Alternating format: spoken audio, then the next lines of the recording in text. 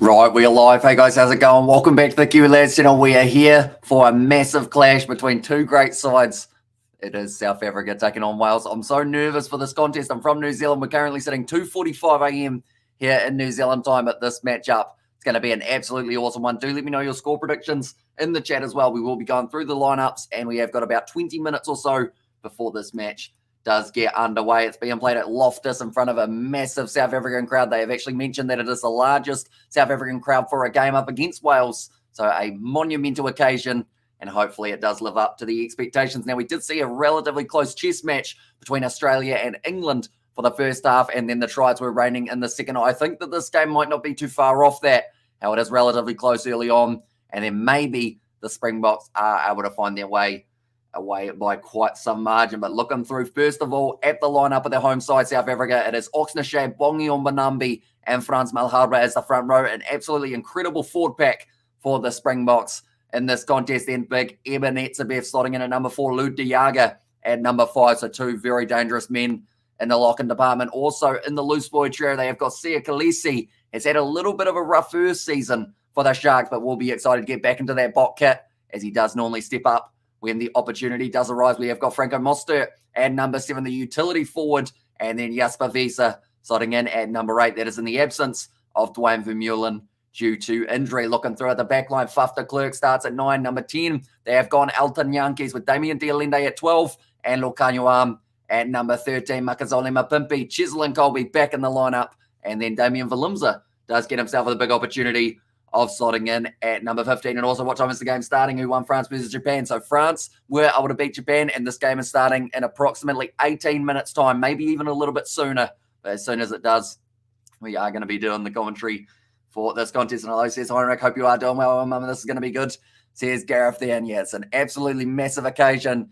The last time that we did see Wales or some Welsh players in South Africa was either for the URC or before that for international level. It was actually the British and Irish Lions tour that we did get to see it take place. Loftus using generator only for power, so at least no interruptions. Says Gareth, strategic. I like it because we've seen in the past for a couple of those games in the URC or the Currie Cup, I think the power actually went out at one point, didn't it? But this is the Welsh lineup that they have gone with in this contest. Gareth Thomas slotting in at number 1. Then it is Ryan Elias at 2 and Dylan Lewis at number 3. Will Rowlands gets a massive opportunity here. Normally, Alan Jones would be in the lock-in department, but Will Rowlands does get the nod. Adam Beard slotting in at number 5. Then it is going to be Lidiate, whose name I think I just absolutely butchered.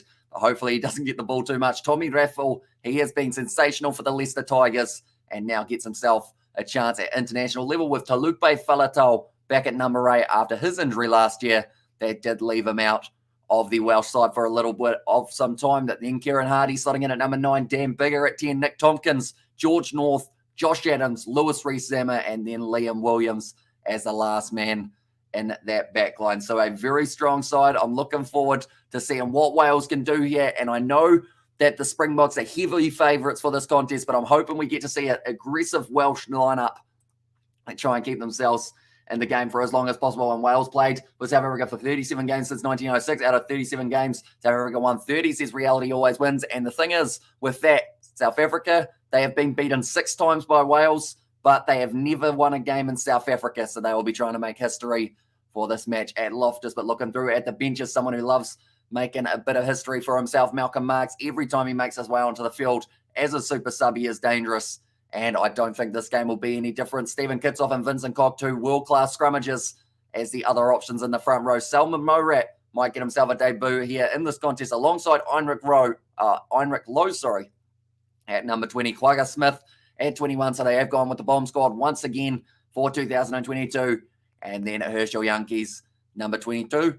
And then it is Willie LaRue at number 23. And when was the last time Abies were in South Africa? It's been quite some time, but we do get to see it take place for the Rugby Championship in only about a month's time. I've actually got all of those dates that we will be putting up on the screen in a short moment. And also we look at the Ireland there, England there, I assume that is. And also I believe that is the Welsh flag, although for some reason it just comes through as black on the commentary. I have no idea why the comments don't allow certain flags, but yeah, hopefully we will get to see some more Southern Hemisphere teams going all right in this contest. Looking through at Wales, they have got Dewey Lake, Reece Gere, Thomas Francis, Alan Jones with a lot of experience there. Josh Navidi in some very good form recently. Thomas Williams, Gareth Anscombe, and then Owen Watkin as the last name off the bench for the Welsh. But looking through at the previous results for South Africa, the last time that we did see them play, it was in November last year. They were able to beat Wales 23 points to 18, and that was at the Principality Stadium. So an impressive away win for the Boks. Then they were able to beat Scotland 30 points to 15, but then that game happened up against England, 27 points to 26, in which England were able to win it at Twickenham, which was a very impressive one. But the Boks, they won't be too happy with that. But looking through at a different stat here, we're actually going to look at the Springboks, their last 5 home games. Some of them were part of the British and Irish Lions tour. That first match did go the way of the British and Irish Lions, but then the next 2 both went the way of South Africa, and 2 back-to-back wins over the Rugby Championship opposition in Argentina. So they will be confident on home soil, and like I mentioned a little bit earlier on, have never lost a match to Wales in South Africa. Looking through at what Wales were able to do in the Six Nations was a little bit trickier for them, I guess you could say. They were able to win their first game, they did lose their first game up against Ireland, 29 points to 7. Then they were victorious over Scotland, had a close game with England, had a close game with France, and then they did lose to Italy. So actually only getting 1 from 5, and that was their win over Scotland way back in February the 13th, 2022. So it's been a little while. Do you like Nick White's box kicks? Sometimes they do use them a little bit too often, I think, for Australia. But overall, I mean, it's just that kind of tactical kicking that you don't really want to get lured into up against England, I would say, because they are normally pretty good at kicking it straight back to you. And also 2018, 6th of October, the All Blacks won by 32 points to 30 at this very stadium. Says Novmum there. And speaking of the All Blacks, upcoming fixture, the 7th of August in 33 days, that will be taking place in South Africa. Same with that next contest on the 14th of August. That is in South Africa. And then 2 games back-to-back for themselves. And that is actually going to be in one moment. We will go like this. That game is going to be taking place in Australia. All those 2 contests will be Australia matchups. But the rest of this series that we have got for South Africa, they are going to be playing Wales next weekend, same time, same place. Or not same place, sorry. It might actually be a different place for that one. And then South Africa, they've got another match on July 17th, and that is the last of their 3-match tour. And also that's almost my birthday that Wales played. So here's Heinrich there. So yeah, it's been quite some time since we've seen Wales in action, even longer since we've seen South Africa in action. And I should mention before that British and Irish Lions tour, they were able to get themselves 2 victories up against Georgia on February 22nd is my birthday. So here's Heinrich there as well. But anyone who is new to the channel, be sure to leave a like and subscribe. We are going to be back next week with another matchup for these 2 sides. We did do New Zealand versus Ireland a little bit earlier on in today, and then also Australia, England, and a couple Pacific Nations Cup fixtures alongside those as well. But now quickly, we will go back to the screen just for half a second. I will go to this one, and these are the upcoming fixtures for Wales. They are going to be playing New Zealand. It does seem like a long way away, 125 days, but November 6th will be here before we know it. Then they have got their match up against Argentina, then Georgia, and then they close it out with the last game up against the Wallabies of their November International. So Wales, they got a little bit of a lighter schedule this year than they did have last year. Last year, they had South Africa, they had Australia, they had New Zealand, and then they also had, I believe, Fiji was another team that they did have last year for the November International. So they had quite a tough run. But this year, they have got a couple other probably more intriguing contests with Wales versus Georgia. I think they could be a lot closer. And hey there, fellas, we know it's going to be a tough one, says Hanger Rat. Yeah, it's going to be awesome. See how that matchup does take place or how it does end up going. And we've still actually got one more match after this one. That is going to be Argentina taking on Scotland. And that is kicking off in about 4 hours New Zealand time. We will still be live. It will be a 7 a.m. kickoff or somewhere around there in South Africa by 23. No modesty allowed. So here's Gareth there. And I was listening to a few of the commentators before the match, and they said that they don't see any type of weakness in South Africa's side for this contest, and that the only way that South Africa lose is if South Africa are kind of, I guess, downfall of themselves, which is pretty harsh because at the end of the day, will be a tough one on them if they do end up getting defeated. But they should be able to win it. I believe my prediction, I did say South Africa by 15, and the Ireland game says Heinrich, and therefore he did see that matchup. And ABs ran rampant around Ireland today. Yeah, it was just not quite the result that we were thinking it was going to be. To be honest, I thought that game was going to be a lot closer. I said All Blacks by 5. Australia versus England was about as close as I expected it to be. I actually said England would win that by 3. Instead, Australia winning it by 2.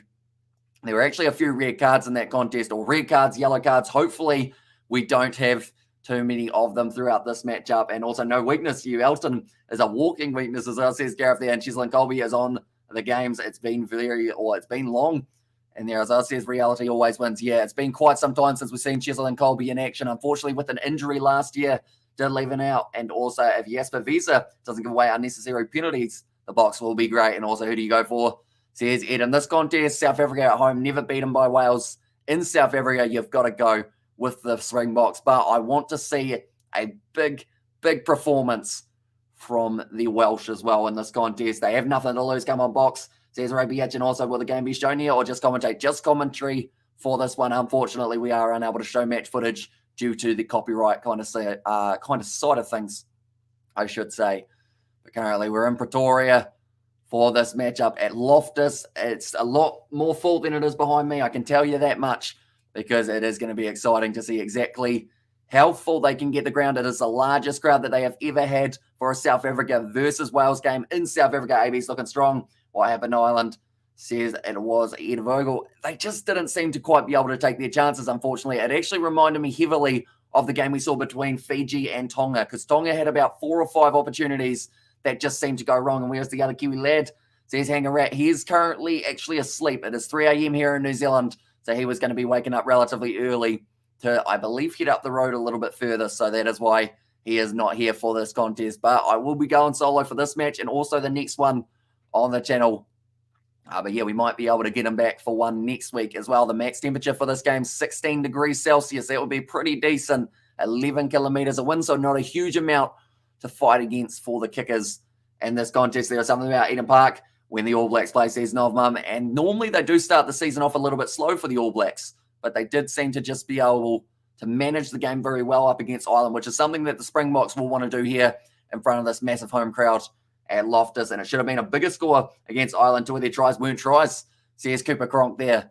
But yeah, at the end of the day, you take the ones that you can get, and you do just accept the ones that you don't get or that the opposition get. And yeah, New Zealand, they'll be looking forward to the next match. Wales, says Thick Boy. Welcome in, mate. Hope you are doing well. Hope you're excited. Do let me know your score prediction for this contest. This is a South African lineup that they have gone with in this contest. Oxnashay, Bongi Mbonambi, and Franz Malhardra ends the front row. Then Eben Etzebeth and Lou Diaga slotting in as 4-5. Sia Khaleesi, Franco Moster, and Jasper Visa as the loose boy trio. Then Faf de Klerk slots in at 9. Elton Yankees on his outside at 10. Damien Dialende and Lucanio. They were looking strong throughout the Rugby Championship, and they will be looking to extend maybe a few more tries between the two of them in the very near future. Makazole Mapimpi, the return of Cheslin Colby there out on the right wing, and he will be going head-to-head up against a very formidable opposition in Josh Adams for this contest. But Damian Valimza does get the nod to start at fullback. We have also got there in the chat, good day, sir. It's been a while, but so looking dapper as ever, says Mogama. Welcome in, mate. Hope you are doing well. And also, I'm pleased that you can pronounce Bloemfontein. And there, as I says, Barry Miles. And Wales really wants to beat the Springboks in their homeland, since they never have. Says reality always wins in line. And Beard got you on my phone and got the rugby on my laptop. Let's go. Says it was Xavier Brown. And also, I heard someone call Izzy, and he walked off injured.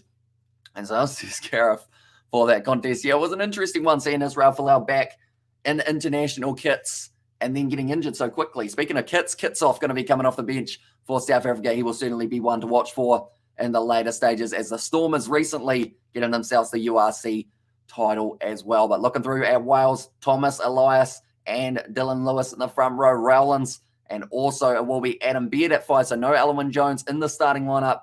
Then it is Lidet at number 6. I think I still say his name wrong, but as soon as I hear someone say it, I will be all good to go. Raffle at 7, who has been impressive recently, and then Talupe Falatau there at number 8. Then Kieran Hardy at number 9. Dan Bigger at 10. Going to have to use that experience that he does possess. Nick Tompkins, George North, Lewis Rees-Sammet, Josh Adams, and Liam Williams as the rest of the backline. Okay, bets on the first try, I reckon, in the 8th minute as well. Says Gareth, that is very specific, but I'm liking it.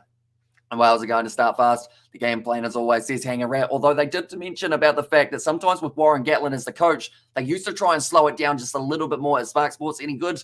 It's all right. It just doesn't probably give you as many options as you would possibly like to be able to watch all of the different rugby games from around the world. Re-Sam it. It's quite dangerous, he's hanging around, although it does have some of the URC fixtures on it, I should mention, and then also the under-20 competitions that are going on around the world as well, looking through at the bench. But first of all, I am actually going to mention my prediction for who I think will be able to score the first try. I think it's going to be Makazole Mapimpi, and I'm going to say he scores it in the 15th. I'll be a little bit later in the game. I think there'll be a bit of a feeling out process, either that or an extremely quick try, like one in the first 4 minutes.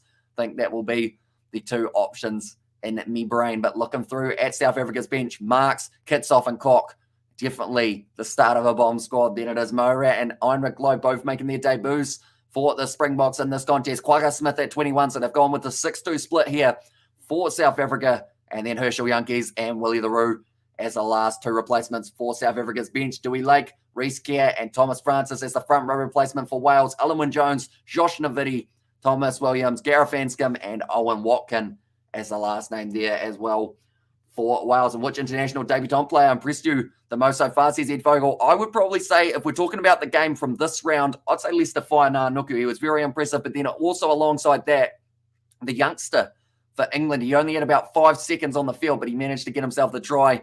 Looked dangerous in the process. I can't quite remember the name off the top of my head. He plays for the London Irish, though. Yes, Hamish lad, I hope you're well, brother. 20 or 32-28 to the Springboks, I think. I'm excited to see better Wales team this tour. Lots of key players back from long injuries, notably, how do you say his name's thick boy before I get too far into it? Because I feel like I've said it wrong every time. Is it Lydate? Or is that slightly wrong? And also North. And then good luck to both nations up the block, says Nathan there. And yeah, it's going to be absolutely awesome. See these two sides in action. Can't believe Wyn Jones is back for the store, says Hanger Rat. That man is just pretty much put together by screws and bolts.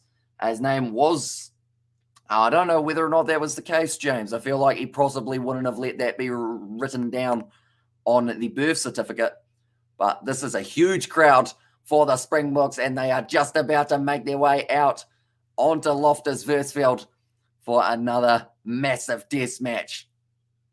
And the crowd are currently extremely fired up. And Lydiate, okay, so Lydiate, okay, I will try and remember that. And do you reckon the Boks missed out? Evan Ruiz for not selecting him, says, I would have loved to see him there, but I think they decided that he is going to be, I guess, a little bit more eased into it. So he might come off the bench for the second test match, I would think, or maybe depending on how Quagga Smith goes in this contest, or sorry, Jasper Vesa, maybe they do decide to start him for the next one. I think 34-17 to South Africa, and George North thought he was forgotten. And so says Nathan, and also welcome back, Kiwi. Prefer to listen to you. Says Aurea fun starting, so welcome in. Hope you are doing fantastic. Do let me know your score prediction. And also Manzazi for sure as well, says Simparashi. Hopefully I've said that correctly. I do apologize if I've got that slightly wrong, though. I should mention, as these two sides are making their way out onto the field, definitely for the Springboks, there was a tragic moment earlier on this year when we did learn of the passing of another rugby YouTuber known as Gareth Mason. A lot of you guys would have known him as G-Man. I'm giving him a special shout out here because he would have absolutely loved to see the Springboks in action in South Africa. His dream was to be the flag bearer. Unfortunately, gone too soon, Gareth, so he won't get the opportunity to do so. But rest in peace, my friend. And yeah, hope you are watching this game as well. And also, how much did the Springboks win by, Hamish? So here's Aiden. And for me, I think I predicted about 14, a 10-point win, Hamish. So here's Aiden, also still an absolute animal, says Thick Boy. And also, North has been out with injury and all season. Says Thick Boy, and 3 tries in the first half. Says Ed Vogel there as well. On the halfway line, we have got a French referee, and also how did he die? It was actually a heart attack, unfortunately. And it was actually in the same place where he did do a majority of his live streams. And also, where is your friend that was there for the last match? Here's Connor Crowley. It is currently 3 a.m. here in New Zealand, so he is well and truly asleep by this stage. And also, most anticipated player from both teams. I know a lot of people are excited to see Chisel and Colby back in the Springbok kit. So I would say that he is probably the one to look out for the most and the most anticipated. And then for Wales, I want to say it's probably Josh Navidi off the bench. And alongside that, maybe you would go with, I'd say George North, because he has been away for so long. I didn't know that. RPG man. There's Cooper Cronk there. And also the box here's Big Boom. And also we have got Springboks to win by 8 is Alistair's prediction there as well. But currently we have got a moment's silence at the ground. And Loftus, there are about, I believe, 60,000 in attendance for this game. And you could currently hear a pin drop It's going to be a good match. I'm just quickly going to be checking out some of the odds, see how it is sitting currently for this contest. I know that South Africa are definitely the favourites, and that is the way it does seem like it's going to be right up until the kickoff of this contest. And also, we have their ties at 3 a.m. I'm impressed, says Alistair there. And yeah, anytime there's a big match, we of course dress for a big match. And yeah, even if it means wearing a suit at 3 a.m., we're going to be wearing a suit at 7 a.m. as well, I believe. And also, guys, don't forget to hit that like button, says Gareth there. An all-time try scorer for this match, says Ed Vogel. All-time try scorer for this match, as in anytime try scorer for this game, Ed? I assume it is. Currently, we have got the Welsh national anthem. And also the box says Big Bomb. And also a Visa for South Africa and Reece Zammit for Wales, says Hanger Rat. For the two players. Yeah, Jasper Visa, he was solid last year, and he will be extremely excited to get his opportunity to go out there. They are currently playing the Welsh national anthem, and we'll show you guys the results from the Welsh Six Nations. They were able to win up against Scotland, but that was the only win of that Six Nations competition. But as you can see, 3 out of their 4 losses were actually 4 or less points difference. And then in the Autumn Internationals, they did end up going down, defeated by South Africa, 18 points to 23. South Africa, though, having a loss of their own up against England on the 21st of November. But the next games that we are going to be quickly looking at before we get into this contest, these are South Africa's records at home for their last 5 contests. And Wales have never beaten South Africa in South Africa, so that is why it's going to be such a massive one. But currently we have got the Welsh national anthem has just finished, so due to that, we will show the Welsh starting lineup. It is Thomas, Elias, and Dylan Lewis there in the front row. Then it is Will Rowlands and Adam Baird as your locks. Lydiate? Did I say that correctly? I've forgotten how to say it already, unfortunately. Hopefully that was correct. Tommy Reffel is there at number 7, and then Talupe Falatau at number 8. Kieran Hardy, Bigger, Tompkins North, then also Josh Adams, Reece Zammit, and Liam Williams. They are currently playing the South African national anthem, and you can hear every single one of the crowd getting in behind the South African national anthem. I've got goosebumps at the moment, and this is the starting lineup that we will get to see in action. Does your dad watch ABs at 3 a.m. when they are overseas? He does not. He hardly watches them when they're at like 11, to be honest. He does prefer to watch the replay or to find out what has happened and then watch the game if it does seem like it's going to be all right. And also Wales to win by 8.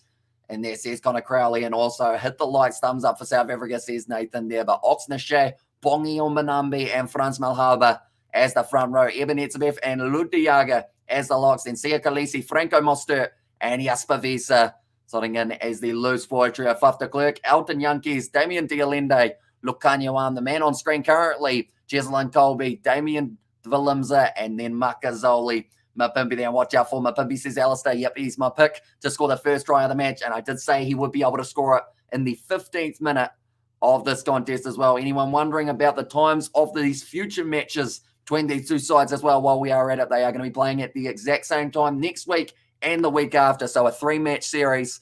And the thing is with the 3-match series, if you get yourself the first win, you're in a pretty dominant position, and that is what South Africa will want to have for themselves. Go the box, says reality always wins. And also, do they still play test matches next year, considering Rugby World Cup in France, says Ed Vogel. They have some, but not as many, I believe it is, that one. But that was a loud national anthem for South Africa. The crowd are fired up. I am fired up. Hope you guys are also very excited. Nice suit.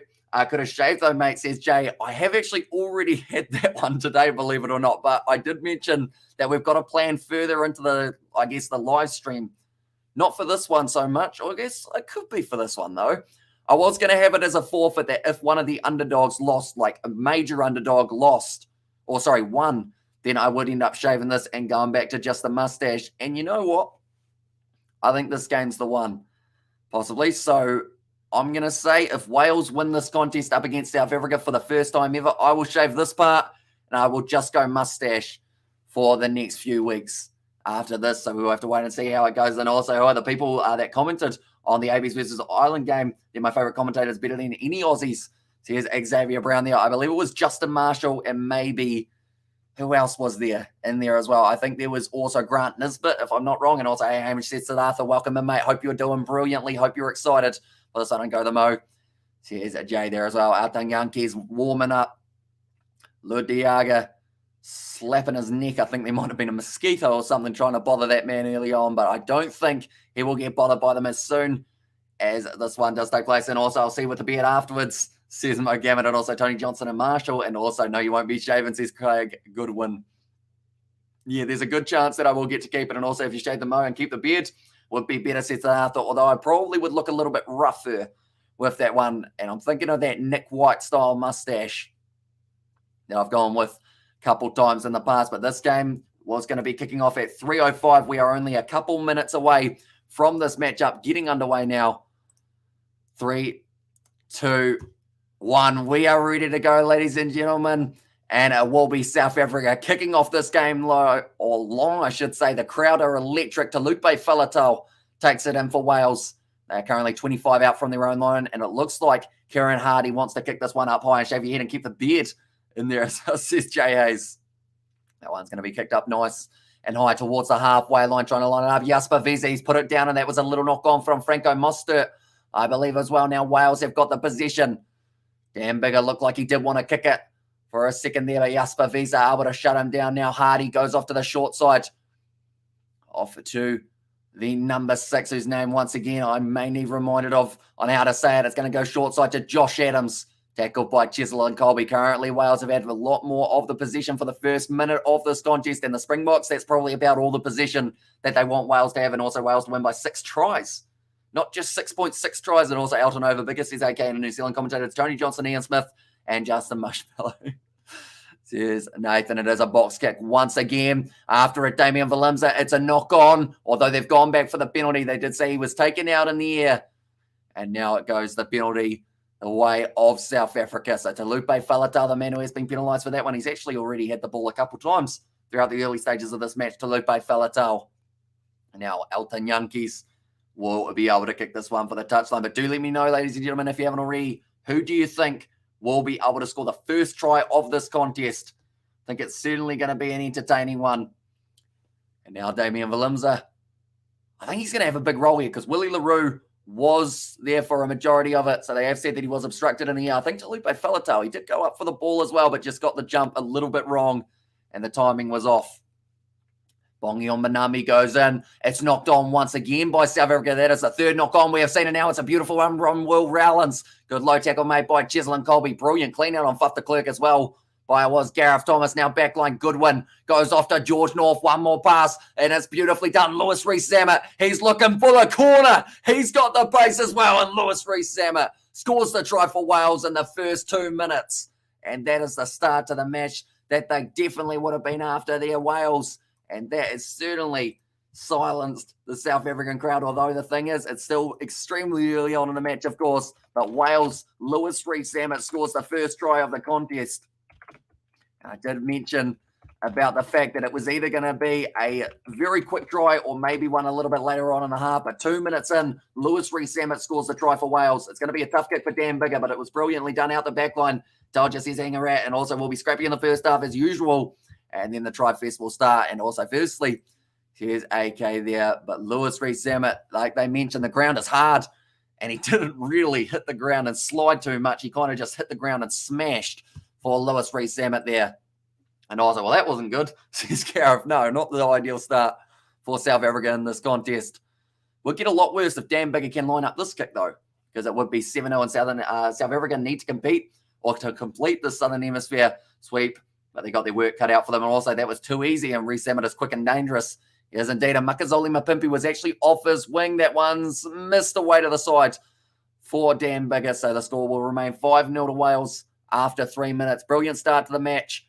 And it's all of those mistakes. Unfortunately, from South Africa, they've dropped the ball 3 times, and it has cost them. And also, Lewis Rees-Zammit has all the gas, as well as says Thick Boy. And I guess maybe just like petrol around the world, his stock prices are going up majorly after being able to score that first try. And I hope Wales win, but I would never want Wales to win a World Cup.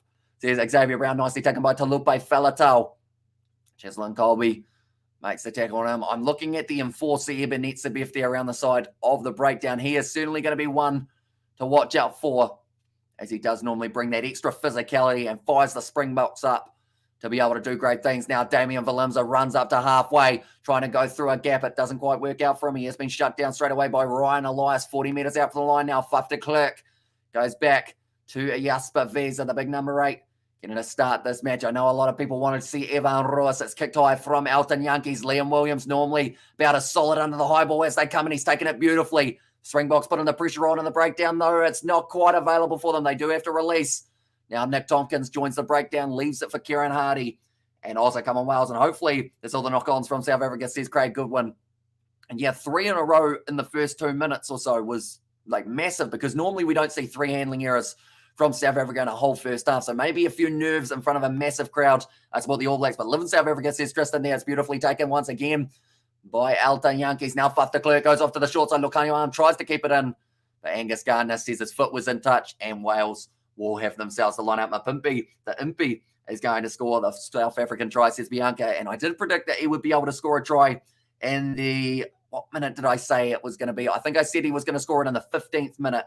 And I am sticking with it. Really irritates me when Elton kicks pointlessly, says Hang Around. And that was one of the problems for South Africa in the last rugby championship.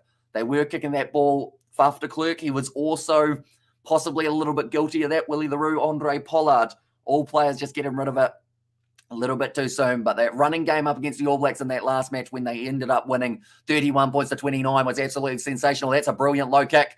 And now it's going to be nicely sit away by Damian Valimza, who kicks it into touch. That was a nice flat cross kick from Dan Bigger. And also we have got come on box, says Tristan, and go Springbok, says Ian.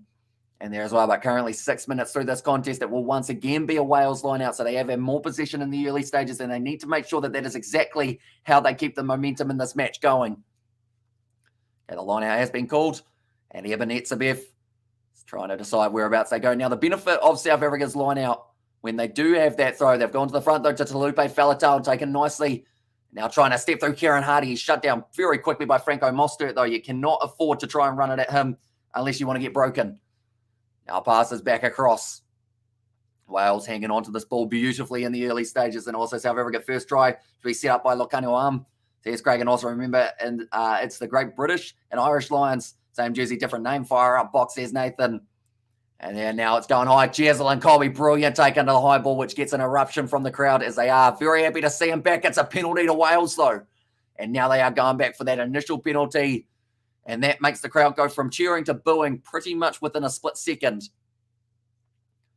No arms tackle from Jasper Visa. So someone mentioned earlier on that we need to see no dumb penalties from Jasper Visa. You'd have to say that that's probably the first one, unfortunately, that he has got wrong in this contest. And yeah, not what he would have wanted. And now Wales are able to kick it for the corner. And I know that they will be taking 3-pointers any chance that they get, as it will help them lead just a little bit further. And also it was me, says Hangarat. So yeah, you were completely correct there.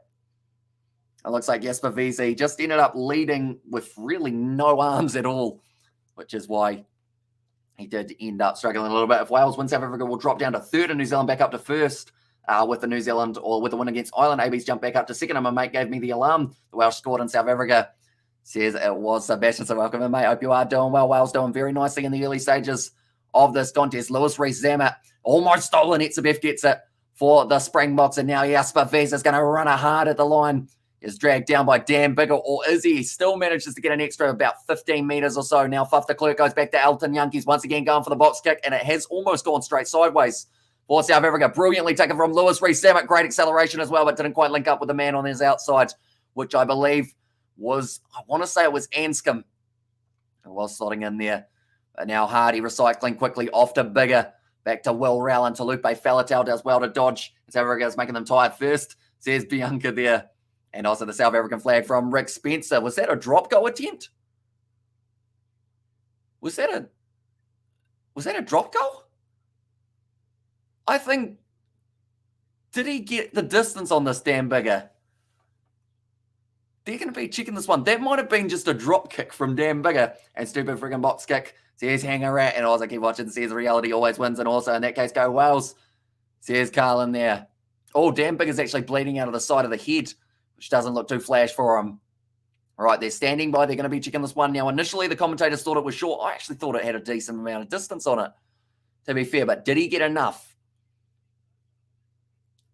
Okay, we're watching. That's over from Dan Bigger.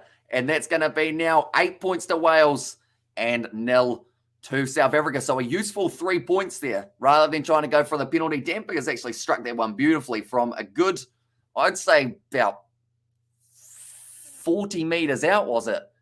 43 or 45 meters out. He's nailed it. And also, nice one.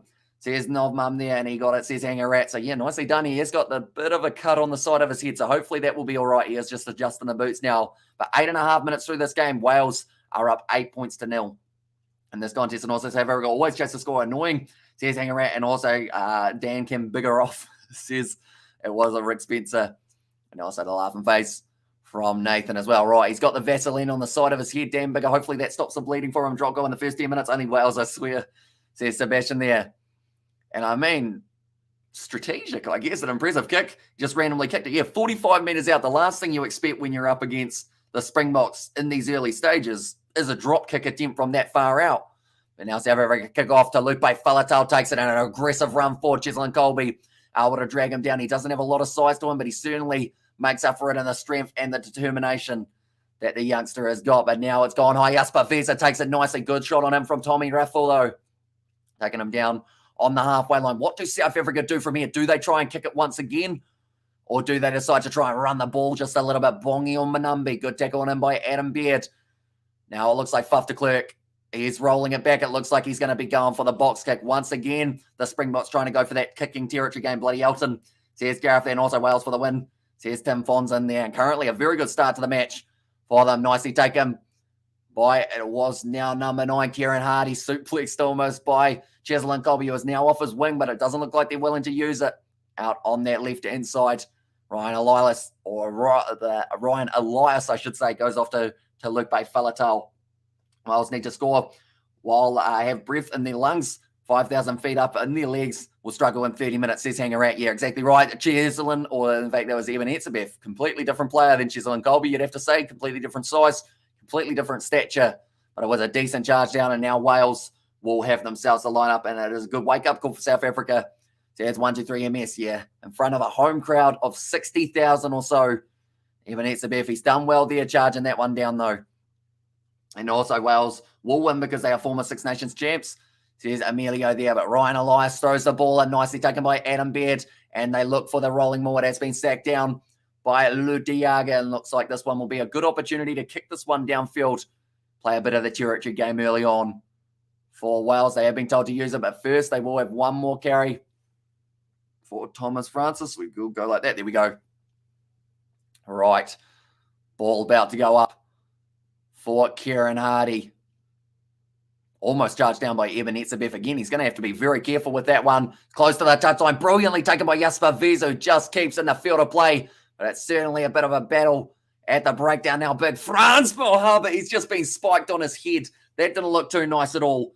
And they might have to check that one and see what happened to him. I think they just went low and his weight just took him forward. Now knocked back onto the side of Liam Williams. He knocked that ball on though. And it is going back for the knock on. Makazole Mapimpi just throwing Liam Williams around a little bit. I think that aggression starting to come out in the Springboks, and that is probably what they need to find, that little bit of aggressive nature. Franz Malhaber, though, he was tackled low, and because he's got so much, like in the nicest way possible, because he's so top heavy, it means that he does end up tipping, and they've actually said there's no wrap there of light and 8, and he might be in trouble here. And also, bravo, Wales, and also keep telling yourself that. So he's hanging around, and I hope Faf is wearing South Africa flag underpants. The budgie smugglers, of course, Faf de Klerk. He does seem to have a few pairs of them. And also, who was your player of the game for England versus Australia? I enjoyed watching Samu Karevi. They're just checking this one to see whether or not there was a wrap attempt. See, for me, it's an interesting one because there was a slight attempt at a wrap. Then he realized that it was going to absolutely hurt. So, I mean, the 6 has probably led with his arm. But the TMO is going to say that it's fine, and it is going to be a scrum feed now for South Africa. And also, Northern Hemisphere teams are not better And same as the AB's game, Irish scored early, and then says Craig Goodwin, although we didn't see that drop kick coming into that game between New Zealand and Ireland, which is definitely one that was unorthodox that no one was expecting to get to see for this contest. But anyone who is new to the channel, I should mention, be sure to leave a like and subscribe. We have got plenty more coming in the near future for South Africa versus Wales the next 2 weeks. They are going to be playing head-to-head, and also we are covering New Zealand versus Ireland, Australia versus England, Argentina versus Scotland, and also the Pacific Nation Cup games.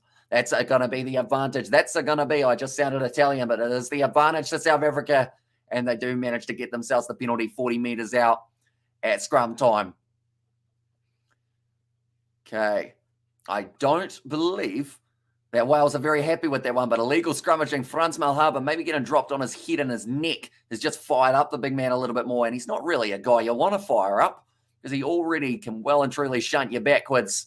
Eben Etzebeth currently getting just a little bit of medical attention, and it looks like Elton Jantjies is going to be taking on the shot at the post. So this one really does need to go over for South Africa just to make sure that they keep that momentum of having the possession and trying to cut down that deficit to less than a converted try.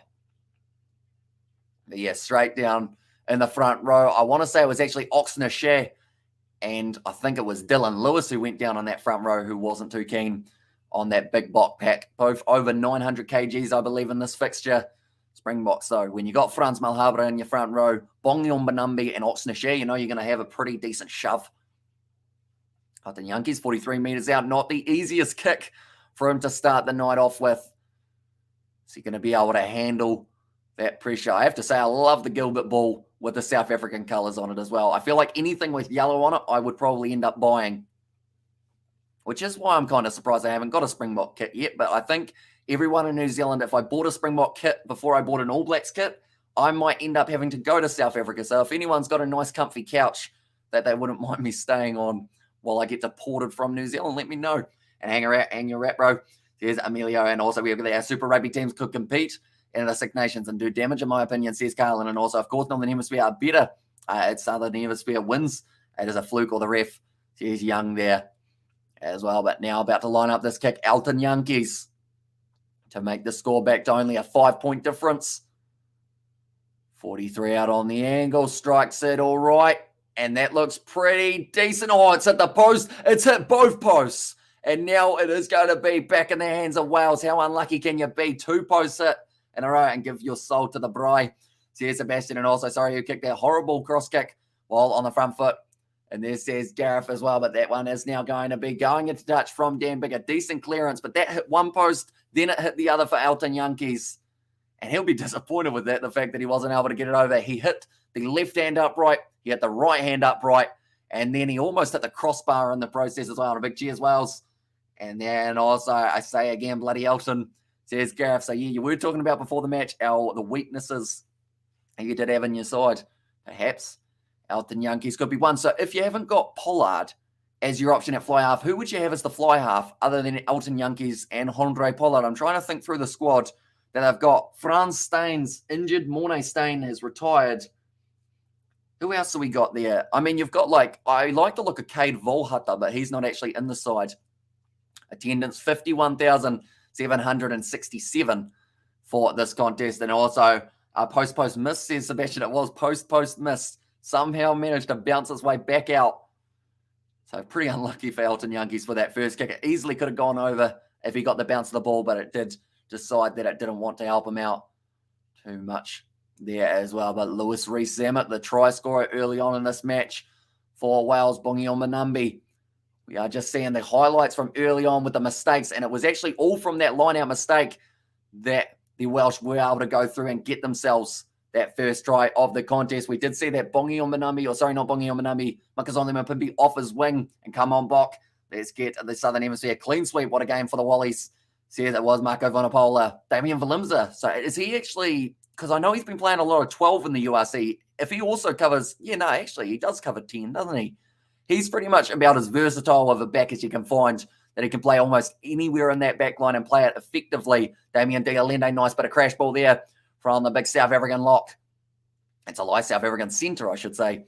There, I was looking at Eben Etzebeth, so I want to see what he can do, and now he's had a big run forward, tackled low by Talupe Faletau. They do have to release him We're very late.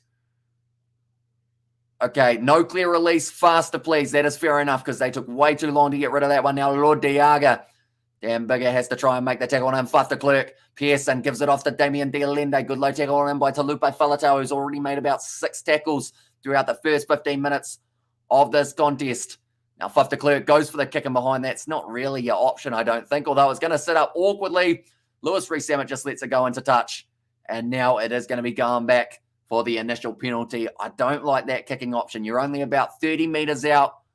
And I think Faf de Klerk has just been told by someone, settle down. There was an attacking move there available. And also, Wales is playing a good, strong game. 20 minutes into the box, need to settle. Says it was a hanger rat. And also, good day, mate. Says, Brian, welcome in, mate. Hope you are doing fantastic. Hope you're excited. But not just this game, but also Scotland taking on Wales in the near future. Okay, this time Elton Yankees is going to be going for it as well. And Bok are going to feast on the Welsh rose bushes. Says Marco Vunapola. Right. I don't think Elton Yankees can get too much more unlucky than hitting both posts in a row. And also, all Faf does is out Wales with possession, says Hanger Rat. Yeah, they're certainly going to have to make sure that they choose strategically when to kick that ball back to Wales, because I understand trying to wear them down a little bit in the early stages, but you can't afford to give up that position as easily as South Africa have at times throughout the first little while of this contest. But Elton Yankees currently sitting 0 from 1. This one 32 metres out rather than 43. Takes it quickly. Oh, he only just snuck that one in, Elton Yankees, but it's gone over. And now the score is going to be 3 points to South Africa and 5 to Wales. But he would have looked a bit rough if he had missed that one. It only just snuck its way through. But I believe it was Adam Beard and also Gareth Thomas there. They just wouldn't let go of that ball. And like they're saying, South Africa was a stupid penalty to give away for Wales. And because of it now, it is a gifted 3 points. And South Africa will be receiving this kickoff. Dan Bigger has said number 3. I don't know what that means. I don't think they're going to be kicking it high, so Dylan Lewis can chase it. So maybe some sort of play here for the Welsh. But Dan Bigger puts it very high up in the sky. And it's South Africa taken nicely by Jasper Wiese. He's received that ball quite a few times throughout the early stages. And Elton in there, says Rick Spencer. And also, when is South Africa going to release a bomb squad, says Carlin. I would say around the, you know what? I think they're actually going to probably replace their front row anywhere between halftime and 50 minutes, I think, is when we get to see their replacements be made. Because at the end of the day, when you've got kits off Malcolm Marks, and also alongside them at number 3, you've got the option of it is Vincent Cox. So, I mean, you've got a very good side off the bench to be able to pretty much have the class of your starting lineup. I believe tackled off the ball there. Lutiaga giving away that penalty now. Kieran Hardy goes back. Dan Bigger tries to go for the chip and chase. It hasn't worked out and is going back for the penalty to Wales. And also Wales is tame into Blitzbox. And there's our says Emilio. And of course, still very early on in this contest, but 18 minutes through. And it does seem like it's not going too badly. And that just makes me more excited for when we get to see the men's sevens that is coming up in only about 50 or so days. Dan Bigger, now he is going to be taking on the 3 points from about 45 out. Certainly has the distance. I mean, we just saw him do a drop kick from 45 out. But Lutiaga, it's a bit of a gift, really, because Wales just gave away the dumb penalty. And now South Africa, you'd have to say that they just gave away the dumb penalty. I kind of want Wales to win, says Novmum. Yeah, is that so that New Zealand can go to number 1 in the rankings? That's the thing. It's so quick with how the rankings can change. You go from New Zealand in number 1 to South Africa in number 1 to Australia sitting in 2nd or 3rd, and then now they're down to about 6th or 7th. Like, it just changes so quickly, and the lead is too little as well, says Cameron. Dan Bigger now strikes it beautifully. That is straight down the middle, and now Wales have got themselves the 11 points to 3 lead after 19 minutes. Dan Bigger, he looks like he's having a pretty solid game. The last thing he wants, though, is something similar to what happened with Johnny Sexton, and that was a head knock in the early stages of the contest. But at the moment, South Africa, they're just trying to find their feet underneath them. Going to be kicking off this one to Wales once again. And Wales sitting 11 points to 3 up. Elton Yankees ready to kick this one off. Is going to be going down to this near side of the field. And also Emilio has put the wave in, and Bigger carries Wales every game. So here's Joe Worrell. It's nicely taken by Talupe Faletau. He has also been very impressive throughout the early stages of this contest. I'd say he's probably had 30 running meters and about 7 or 8 tackles made already, Kieran.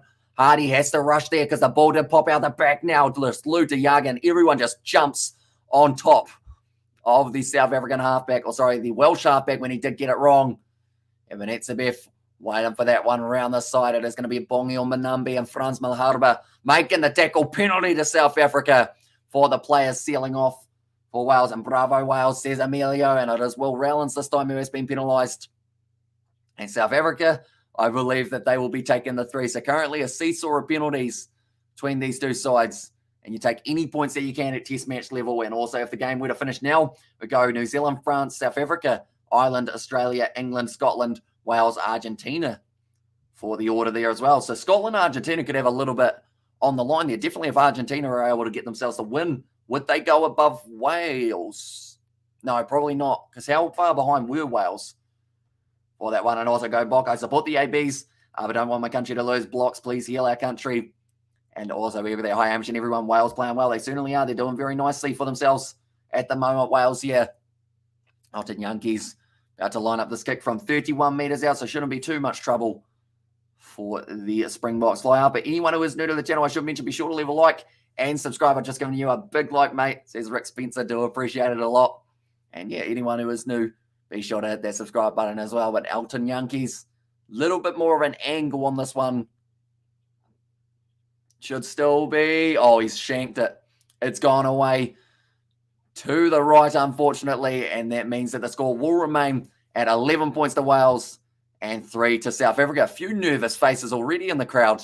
We are still only 21 minutes through, and also, hey man, do you think Argentina beat Scotland? I think they do, with Stuart Hogg and Finn Russell both missing from the lineup for Scotland. I think that Argentina at home as well in front of their home crowd, I think they've got a pretty good chance. And we are actually doing the live commentary for that match, Sergio, so be sure to stick around for that next game as well. Wales will win, says Trust, but now that one's going high. Taken nicely by Jasper Fisa. On a breakthrough. But it's a good tackle made on him. Now Faf de Klerk off to Eben Etzebeth. Dragged down. Good work there from Wales trying to counter-ruck. And able to do so now, going back to Lou Diaga, chucking himself at the line. And that is what we need to see from South Africa. The physicality. Damien Willemse goes for the kick in behind. Did it end up hitting Liam Williams there? Did it hit him? That is the question, because if it did, it is going to be the line out for South Africa. If it didn't, it is Wales who have got themselves the one. And Gareth is not too happy with that kick, and Elton not got his kicking boots on, says Novmum, and also Elton shouldn't be there. It's clear to the supporters. How do the selectors not see it? Says Hanger Rat. So would you go with Damien Willemse as your number 10 Hanger Rat, or would you go with someone else perhaps? Do let me know. But now Ryan Elias about to throw this ball in. And the thing is, when you're going head-to-head with the Springboks, you always want to make sure you're slightly putting it more onto your side. And also, yeah, it's a checkmate. Here's Emilio there, and a nice rolling ball starting to open up. Eben Etzebeth trying to get onto the ball, unable to do so. Kieran Hardy puts up the box kick, no chance. Says Peter Betts there. Now waiting for it to come down. Chislin Colby unable to take it nicely, but now Elton Yankees goes off to Damien Willemse. Right, they're on the halfway line. I would hate to see a kick from here for South Africa. They're in a good attacking position, and I hope that they do decide to use the most of it. Now Eben Etzebeth being tackled low. Brilliant tackle made by Gareth Thomas. Now Elton Yankees off to Damien Dialende. Wrestled down on the halfway line. The thing that I don't want to see from South Africa, though, is because they've had 3 phases, I don't want to see them kick it. It's an advantage for offside, so that works out perfectly for South Africa now. Elton Yankees will be back in the pocket. What are we doing? It's gone high again, and the crowd are turning against South Africa now. It's not quite taken cleanly, and it's going back for that penalty once again. And also, Monty Stain, even at his age, is way more reliable than Elton. Says Cameron and Labok, Willemse, Smith, even someone playing top-level rugby. Where does Elton even play as his first choice or whatever he is? I don't even know if he starts for his French club, does he? Elton Yankees, and also there goes Springboks, says Colour. There, new kids on to Wales, says Emilio. But Dylan Lewis, he tried to jump the gun a little bit there. Right, what do they do here? Do they want to kick for touch, or do they want to go for the post? They are going to be kicking this one for touch now. And Elton Yankees, he's got to find touch. He's kicked it too far, and it's going right back to where he kicked it from. Elton Yankees is asking for it for 5 metres out. He's saying it's gone out. He wants it to go TMO, but he knows that there was a massive mistake to make, and it is going right back to where he kicked it from. So Elton Yankees, it's fair to say he's having an absolute shocker at the moment in the early stage. It goes Springbok, says Colour, and also we have got, who does South Africa have as reliable kickers other than Yankees and Pollard, I wonder? There's AK there. He has a great question. And Gareth, you're right. We are in a drought with fly halves at the moment, says Hanger Rat. And I guess it's from having Mornay Stain and Andre Pollard for so long. Like, you've been, I guess the best way to put it is you've just been utterly blessed with the two big talents, Kerwin Bosch, another man who could make his way in perhaps in the future. And also, God, and to think our fly half backup is Willie LaRue, says Gareth. I think before they put Willie LaRue out there, they've got to switch to Valimza to number 10 and then put Willie LaRue at fullback. But they won't want to do that too early. But Elton Yankees currently, he has missed 2 kicks. He has got 1 over, but he also has missed touch there. So another big opportunity, blundered really, for South Africa. 25 minutes through this contest here, ladies and gentlemen. And it is going to be Kieran Hardy who will be feeding this ball in for Wales. Just about to put that ball in. There's going to be a little bit of extra pressure, of course, from the Springboks. They pushed a bit too early, but it's a free kick, in fact, to the Springboks. Oh, a bit of push and shove there between Sia Khaleesi. Where's Etzebeth? I feel like that is the first thing you expect. There he is. He's slowly walking over. He was considering getting involved, but goes, nah, we're all right. I really, Willie can play a 10. Has he ever? He's AK there. And also Alton looking like Wales' 16th man at the moment, looking like a donkey of the day so far, says Thick Boy. Okay, Dan Bigger is not too happy. Up to Clerk's got a big smile on his face.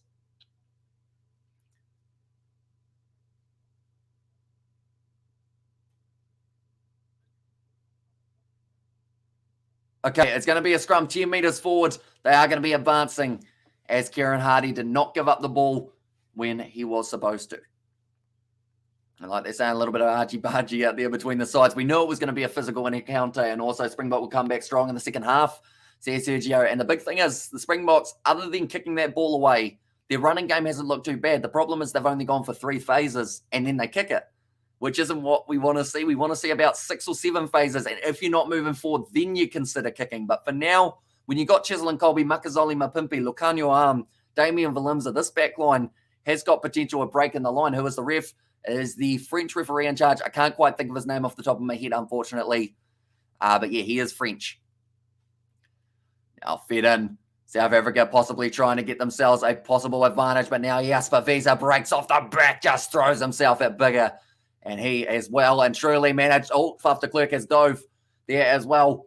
It's going to be sitting up for Liam Williams now. Great low tackle made on him by Ludiaga. Only 5 meters out from the line, and I believe it will be Dan Big again. Back into the pocket. Bit of a counter ruck there from South Africa, but nothing doing. Kieran Hardy, first of all, offloads it back. They're trying to get maybe 1 or 2 more phases together. Elton can go cut the oranges for half time.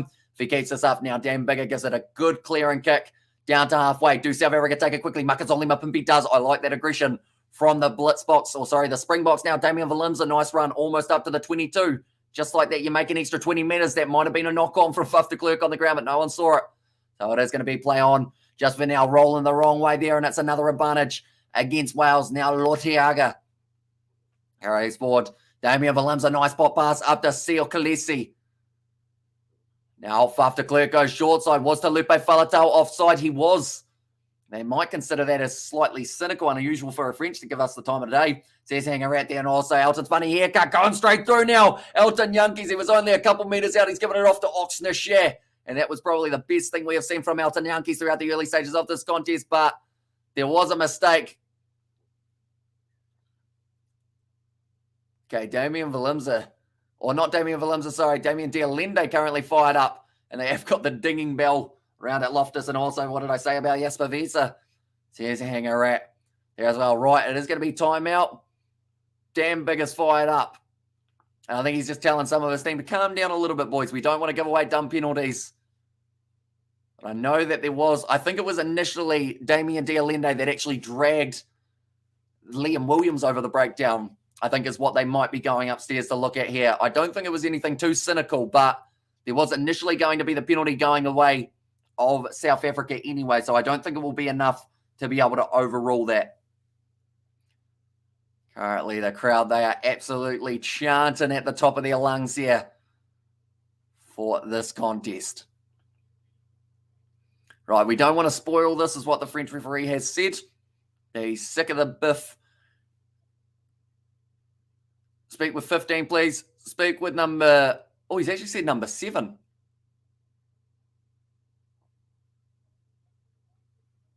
Okay, pretty much. Okay, Dan Bigger wants to ask a question, but he hasn't finished yet, the referee, so he's just said, oi, shh, for a second, I'm finishing my statement.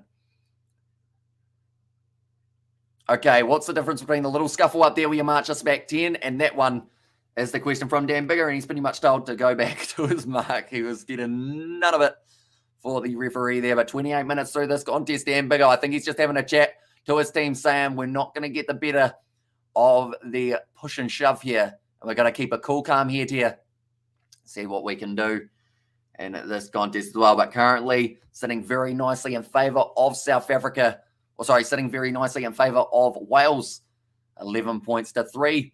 And it looks like South Africa may consider going for the 3 points. Top performance tackles made. We have seen 8 from Cheslin Colby, 7 from Talupe Faletau, Visa, Etzebeth and Ryan Elias, all getting themselves 6. And the Springboks, okay, they actually kicked that one for the touchline, but they weren't on the mark, and also the time wasn't back on, so they weren't able to kick it out. Now, how much more humiliation can South Africa fly halves bring up on the hard work and block forward?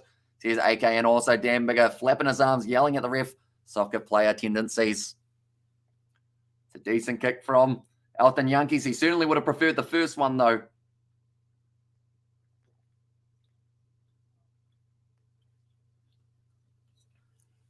Cheers to that. I did decide that I did want a glass of water with me for this live stream because I felt like my voice was probably going to disappear, but Makazole Mapimpi now throws it in. Sorry, Bongi or Manambi. I keep on saying the wrong names there. Makazole Mapimpi. I think the reason I said that is because I think he's going to score the first try, and he's on this near side. Hello, my name is Jade. Welcome in. Hope you are doing well. Now the rolling ball's starting to open up here for the Springboks, and this is where they are one of their most dangerous. They have to roll away. Dylan Lewis still waiting for it. I would think that they have to use it extremely soon here, and they do go off to Faf de Klerk now. Damien Delende uses a bit of crash ball. Nick Tompkins, he's been crushed underneath the breakdown. He doesn't look too flash there as well. Nick Tompkins now big even Etzebeth. He's at his ankles and his legs taken out from underneath them. They are tackling extremely low here, Wales, which does cause South Africa to lose their footing and kind of flip forward in the tackle. How far out are they from the try line? They are currently 10 metres out now, back to the 22. Elton Yankees goes for the cross kick. It's an interesting choice. Cheslin Colby wants it. He hasn't been able to take it though, and Liam Williams puts it down, and it will be a goal line dropout. Williams considers taking it quickly, decides against it. Just woke up, says Rio Gamer, welcome in, mate. Hope you are doing well. Hope you are well rested, and also it's because Bongi and Makazole look alike, says Marco Vanapola. There is quite a few similarities. I guess Bongi Mbanambi, he's just looking like a little bit more of a solider version of Makazole Mapimpi. Definitely the same haircut. They must go to the same barber. But another water break, they are saying. But Cheslin Colby up against Josh Adams, who's normally pretty decent under a high ball, and just keep it in the forward, says Carlin there. And also is very good, or looking so good on you. Are you wearing a full day? It's a busy rugby day for you, says Coding. Yeah, we are up to our 5th live stream of the day. I've only got this one and then one more after it that we are going to be covering on the channel. But we're still going strong, even though we are into about our maybe 8th. In fact, it's more than 8th, probably about our 9th or 10th hour of live streaming. We're still pretty happy. Overall, my voice is still here. The rugby has been entertaining. And Bongi Mbanambi currently only one match away from getting 50 matches for the Springboks. And South Africa should have kept Mark Talia as New Zealand X Factor will be an asset to the Bok as well. Says Marco Vanapola, and also South Africa has LeBok, Williams, staying, and they decided to put Elton at number 10, says Cameron. Yeah, I would have loved to see Marnie LeBok or maybe Warwick Gallant get an opportunity, or you go Gallant at fullback and you go with Damien Willemse as your fly half option. I think would have been a combo I would have loved to see if it was an option. And also, Hamish, these are league games or knockouts. So this is part of a test series between these two sides. So they have got a 3-match series. So this is the first match. Their next match that is taking place, it is going to be next week at 3:05 a.m. New Zealand time, South Africa versus Wales. And then it is a repeat, the third and final match. That is on the 17th of July. And we will also be covering that one on the channel alongside it. So anyone who is new, be sure to leave a like and subscribe. Looking through at Wales end-of-year internationals, they play New Zealand, Argentina, Georgia, and Australia. And then for South Africa, we know that the Rugby Championship is just around the corner, and that is on the 7th of August. But Damien Willemse takes it down nicely. South Africa currently holding on to this ball about 35 out from the Welsh line. Will Rowlands gets in there. Is unable to turn it over. Now nice ball on the inside to Cheslin Colby. His first real running attacking opportunity of this game, other than trying to go for that high ball, which was just a little bit out of reach. I've seen Cheslin kick, and he did it pretty well. That is going to be the penalty to Wales now. And release the ball, please, is the comment from the referee. But nicely done. I believe that was Tommy Reffel.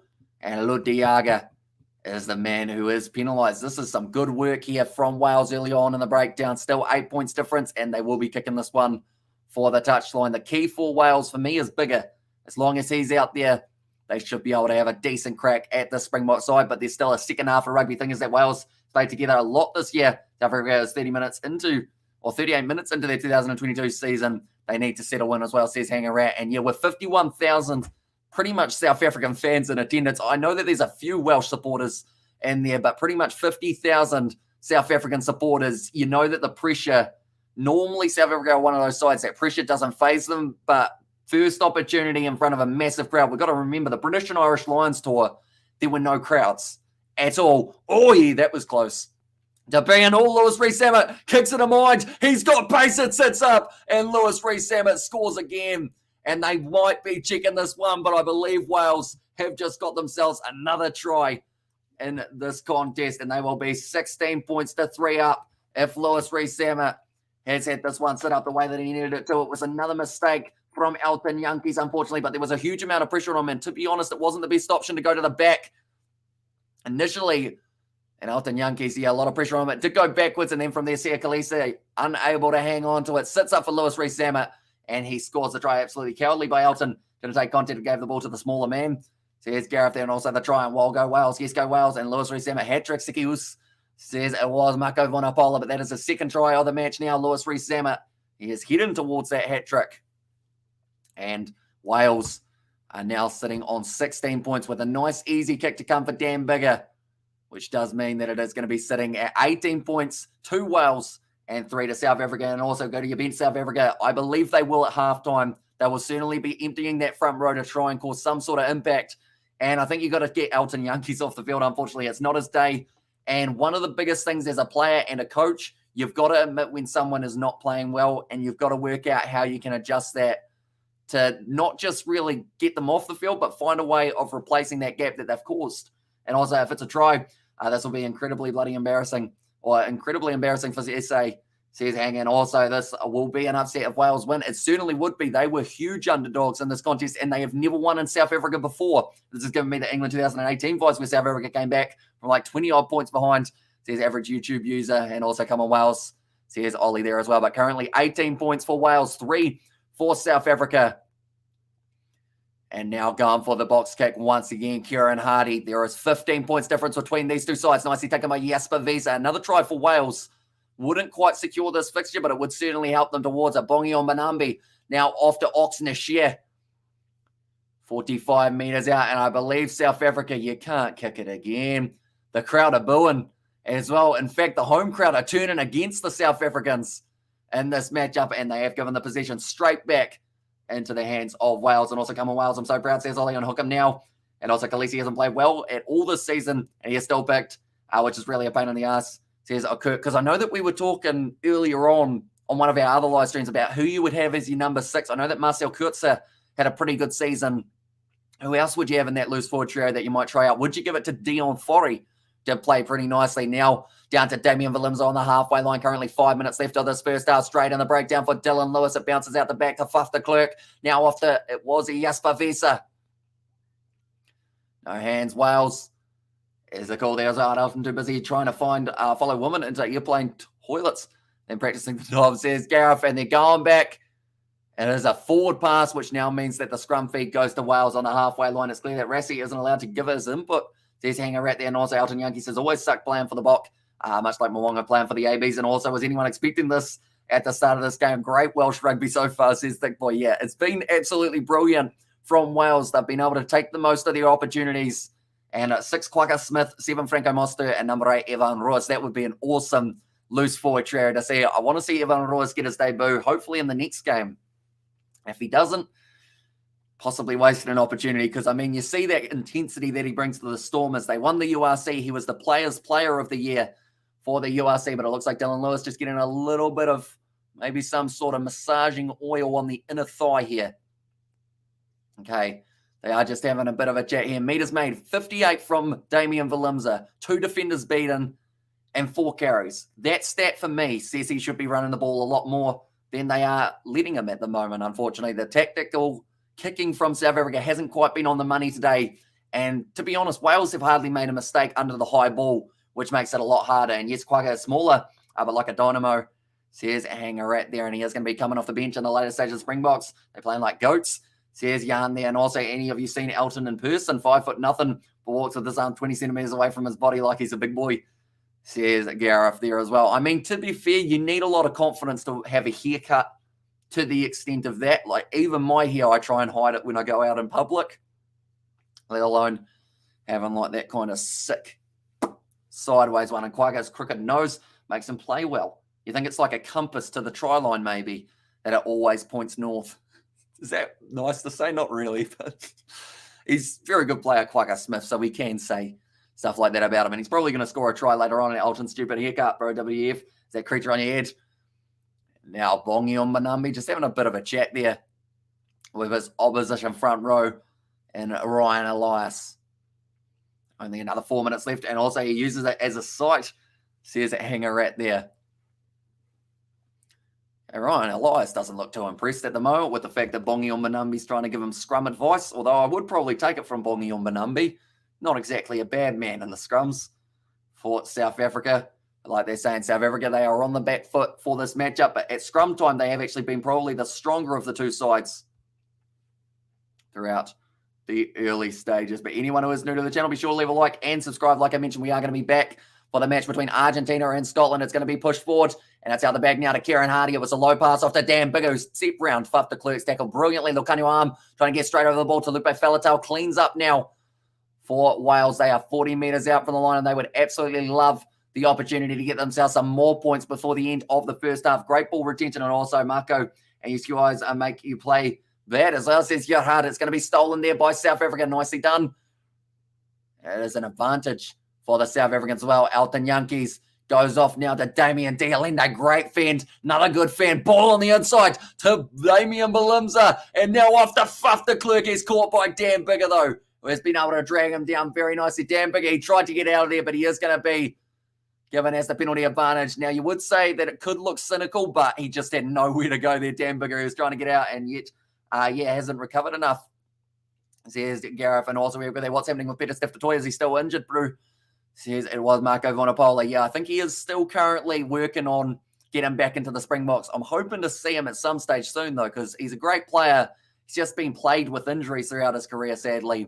Oxnashire now getting close. If the Springboks score now, that was almost great work from Dylan Lewis. Now going off to the short side. Cheslin Colby. What can he do? He steps round one. He tries to go around another, and Damian Valimza, or in fact, Damian Dialenda knocks it on, but they're going back for the penalty. And then Valimza has been pretty good. He is. And when he runs with the ball, he makes meters and he creates problems for Wales. So they don't want to kick it. And also wonder what the penalty count is. Says Carlin there. I believe it's actually about probably 6 apiece at this stage. And go, Wales shot the box today. Time for them to look at their DNA and start playing more expansive games. Running with the ball in hand. Says Kurt there. And of course, Fuff was caught. Dan is bigger. Says it was Hanger Rat, but currently only 2 minutes or so left of this half. I believe South Africa will be kicking this one for the corner more than likely.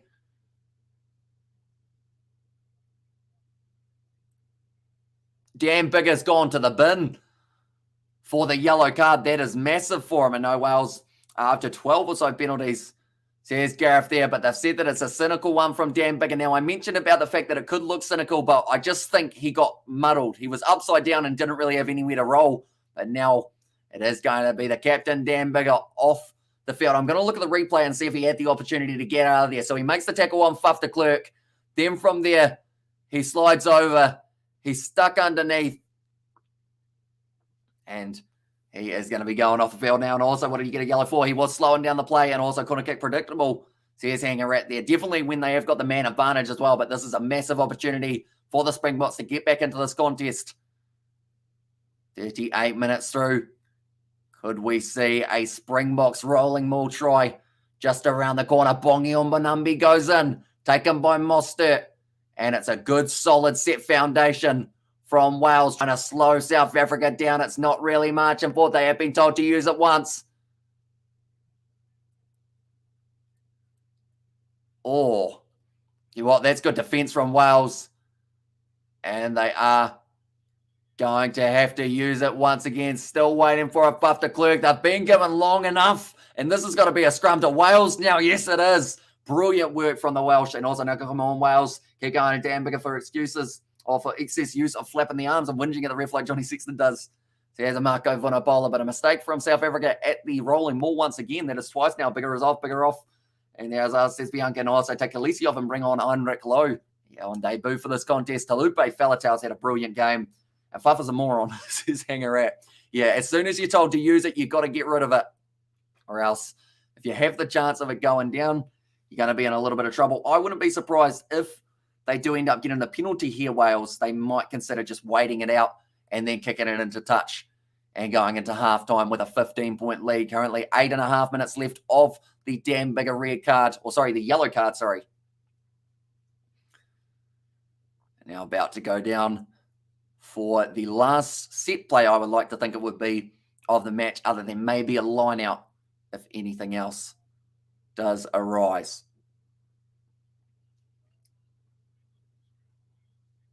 5 meters out from their line now for Wales, feeding that ball in, and they are going to retain it for Lupe Faletau, or to Lupe Faletau, sorry, just trying to get straight through. It looked like Jasper Vizzi likes his chances, but he wasn't able to get it, and now that is the siren, so more than likely they will end up just kicking this ball into touch here, and Liam Williams puts it out, and at halftime in this contest, South Africa left tryless, and it is 18 points to 3 in favour of Wales, and all South Africa do is win a scrum penalty, or try to, says Hangarat, and also we have got old Cuzzy Toby Faletau, says Nathan. But a brilliant start to this match for Wales. 2 tries for Lewis Rees-Sammer, 18 points, 2-3 up. And South Africa, they will be very disappointed with the way that one ended up going. Eben Etzebeth does not have a smile on his face. And why would he? That is not the half that South Africa were after. Wish South Africa had guys like Russell and Moonga. This is horrible, says AK. And then I think, to be honest, that first half, the mindset of South Africa to kick that ball back to Wales, I think it was just a little bit too negative. If they start running the ball in the second half, I think they will have a lot more opportunities. But yeah, it was interesting the fact that even when they were inside of the half, they just still wouldn't go for it. They had more possession, 53%. Territory, they had 63%. But the meters carried, they had 207. Defenders beat them 15-1. But they wanted to kick the ball so often, which is really confusing, I guess you could say. It actually says kicks from hand on my stats, 11 from South Africa, whereas it's 18 from Wales. But I know a lot of the kicks for Wales were actually clearing kicks from inside of their 22, whereas a lot of the kicks for South Africa were almost around that halfway line, if not a little bit closer to the Welsh line. Tackles made, they have only missed the 1 tackle so far throughout this matchup. 55 tackles made, 1 missed and got a miffed. So here's Gareth Ferguson there in the chat as well. 80% tackling success rate for the Welsh, so a little bit lower. And then also I like to be the fly half on wall, or fly on the wall in the South African dressing room right now. Wales dominating that first half, and why 2016 box turned up today. Says Albie there, and won't be surprised if Elton gets benched. He's almost got to at this point in time for them to try and find a turnaround point. His kicking hasn't been ideal, but the thing is, it hasn't just been him. Yes, he's made a huge amount of mistakes, but it's also been the kicking of Faf de Klerk, the kicking of Damien Valinza. Everyone has been kicking the ball back to Wales, and Wales have been taking it competently. And also, I thought I was looking at Cristiano Ronaldo, Welsh, number 14 player. Says that Nathan there as well. And also, yeah, is Alistair Coates there or something. Says Gareth. So looking at the bench that they have got for this matchup, they have got Herschel Yankees and Willie LaRue. So not a huge amount in terms of those backs, but they might have a bit of a reshuffle.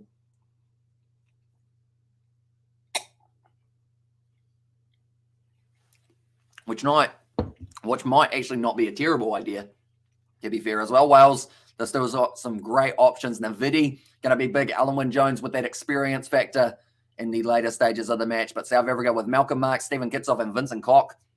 Those 3 are certainly ones to watch out for in the second half fixture. But anyone who is new, like I mentioned, be sure to leave a like and subscribe. Also, if you do want to help support us, we have got the Kiwi Lads membership that you can check out. It is pretty much giving you access to exclusive emojis on the channel as well. We will go like this, and we will go like this. There we go.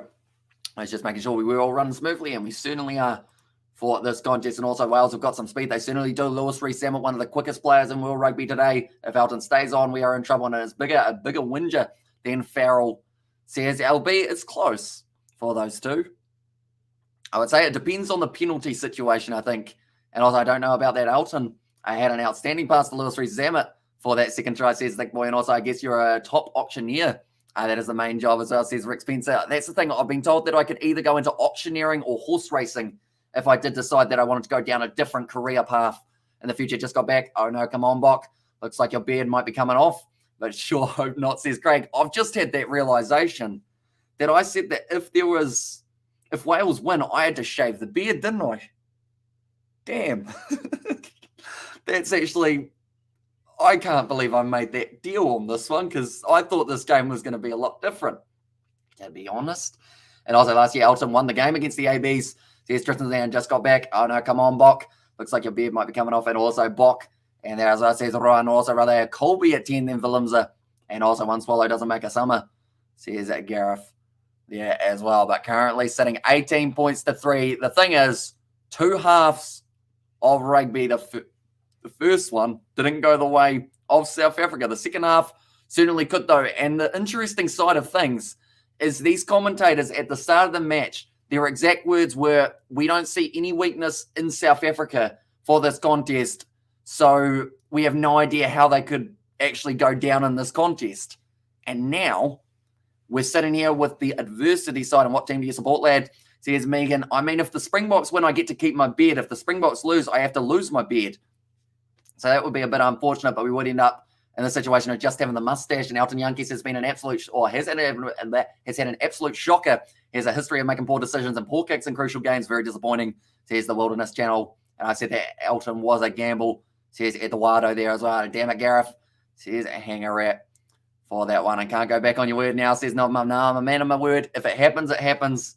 And I will have a mustache for that next live stream that we have got later on tonight. It is Scotland versus Argentina, and it will just be that. And it would just be like a mustache for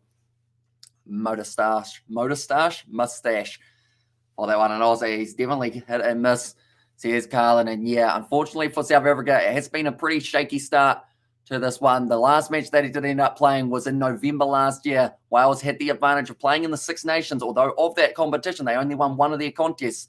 But they were close in 3 of those matches, losing by 4 or less points. What is happening here? Africa world champions, this and that. And look, it should have been a humble comer as well, says Chris Seo. And also just remember, one game might be bad, but the others might be good, says Tristan. Exactly right. Is that Cheslin Colby in your picture, Tristan, or is that someone else? One moment. No, it's not. Okay, sorry. I thought it was Cheslin Colby in your picture. It looked relatively similar, and also we have got Yankees that not belong in this team. It is just not good enough to be a Springbok. And also we can do it, says Carla there as well. But do let me know, ladies and gentlemen, can South Africa fire back in the second half? Will they have enough skill and enough ability on the ball to be able to win this contest? I think yes, they've got enough skill, they've got enough ability, but they have to stop kicking the ball back. I think Cheslin is the best option, says Hang a Rat there as well. Yeah, he's already made a lot of tackles throughout this contest. And with the fact that Dan Biggar's not going to be out there for Wales for the first maybe 10 or so minutes of this game, or the first maybe 7 or so minutes of the second half, and so you're back in South Africa, says Megan. I think they've got a decent crack, but I'm going to actually check the TAB odds for this contest because they are just talking about the fact that there were a lot of penalties going against South Africa, and I can't remember too many games. Okay, South Africa are $1.70 underdogs compared to Wales sitting at $2.15. So South Africa is still actually favourites, even though they're 15 points down. That's pretty huge, really. But they know that all it takes is one good performance from the Springboks, or one good half from the Springboks, and that could completely turn this game around. But do let me know, ladies and gentlemen, who you think will be able to come out on top. I think the first 10 minutes or so will be a nervy one for Wales of the second half. I agree. Cheslin, the best option, says Ryan. And come on, Hamish. Those ads, mate. See, that was Hang a Rat there as well. Wait, those ads, mate? Are we talking about the ones on the YouTube channel or just in general? Because I know that we don't really get to control our ads that much, sadly, which I wish we did, because I feel like we would be able to do quite a few little handy things overall. But Elton Yankees His kicking has not been ideal there, and also we have got we cut them as soon as they pop up, but unfortunately can't preempt them. As Al says, Gareth, I see what you're talking about. Yeah, those ones, unfortunately, due to just the likeliness of spammers, they can pretty much put anything that they want, as long as our moderators are pretty quick though. Gareth, he's on it straight away. Alongside that, I think Sebastian might still be popping about somewhere as well. Springboks have the talent, just don't understand why Yankees isn't replaced. Seems like he's the weak link. And looking through the benches, I will actually show you guys exactly who will be coming off the bench and at the later stages of this contest. Also, we have got still Herschel Yankees and also Willie the Roo, and also no worries, Hamish is better. And there it says Hangarat for that one as well. But I think Willie the Roo might not actually be too far off making his way onto the park. I think they might end up going with either Willie the Roo out on the wing and Chislin Colby at fly half, like someone mentioned earlier on, or maybe Damien Valimza slots in at fly half, and you do end up putting Willie the Roo at fullback, or you could probably still put him out on the wing and have Chislin Colby at fullback, depending on the rearrangement that South Africa want to do. But there will certainly be an angry coach in the changing room here. Okay, so they're saying that currently Wales have got the stats that South Africa want, and also when you get those ads, it means you made it in the streaming space. Says Carlin there, looking through at some of the stats. Try scored 2 for the Welsh and none for South Africa. 4 handling errors for South Africa, 3 of which actually come in the first couple of minutes of this matchup. Penalties conceded, we've seen 7 against Wales, 3 against South Africa. Tackles made relatively in favour of Wales, although they've missed quite a few more tackles in the process. Apparently, Willie has been practicing at number 10 all week, says Gareth there. So yeah, maybe he might get a slot in as fly half, depending on how it ends up ending. But looking through now at the next 2 matches that these 2 sides will be taking place, or will be having. I should also mention that next week we are going to be doing the matchup between Tonga and Samoa, Fiji versus Australia, New Zealand versus Ireland, England versus Australia, Wales versus South Africa, the second matchup, and then Scotland versus Argentina. I believe that is a majority of those matches that we are going to be doing next week. So if you are new and you do love your international rugby, be sure to hit that subscribe button on the channel. It is hugely appreciated, and we have got plenty more coming in the near future. Like I mentioned, it is going to be a very fun time to be an international rugby fan. And also the box will win, says Tristan there. And at the end of the day, I think they'll have a decent enough crack of being able to really fire out in the second half. And also, should we be relieved? And this is Hangarat, and also we have got their colour with the OK sign as well. But do let me know, ladies and gentlemen, how many tries will the Springboks get in this contest? Do you believe that it will be more than 3, less than 3, 2, 1, none? Well, none would be absolutely huge here, because if they don't manage to get any more tries in this matchup, that is probably when the danger starts for Wales, or sorry, for Springboks as well. Try and get back into it at Loftus, but now we aren't too far away from the second half. Getting back underway for me, South Africa standout players. Chislin Colby, he did very well, just didn't quite get enough of the ball when he was trying to run it forward. Damien Valimza had a solid game when he was running it, but when they were kicking it away, it was no use how many meters he was making, because they would just kick it away soon as they did end up having a few running meters. And then the next names for Wales, I mean, Dan Bigger, he's been impressive getting that drop kick, but then he did end up giving away that penalty.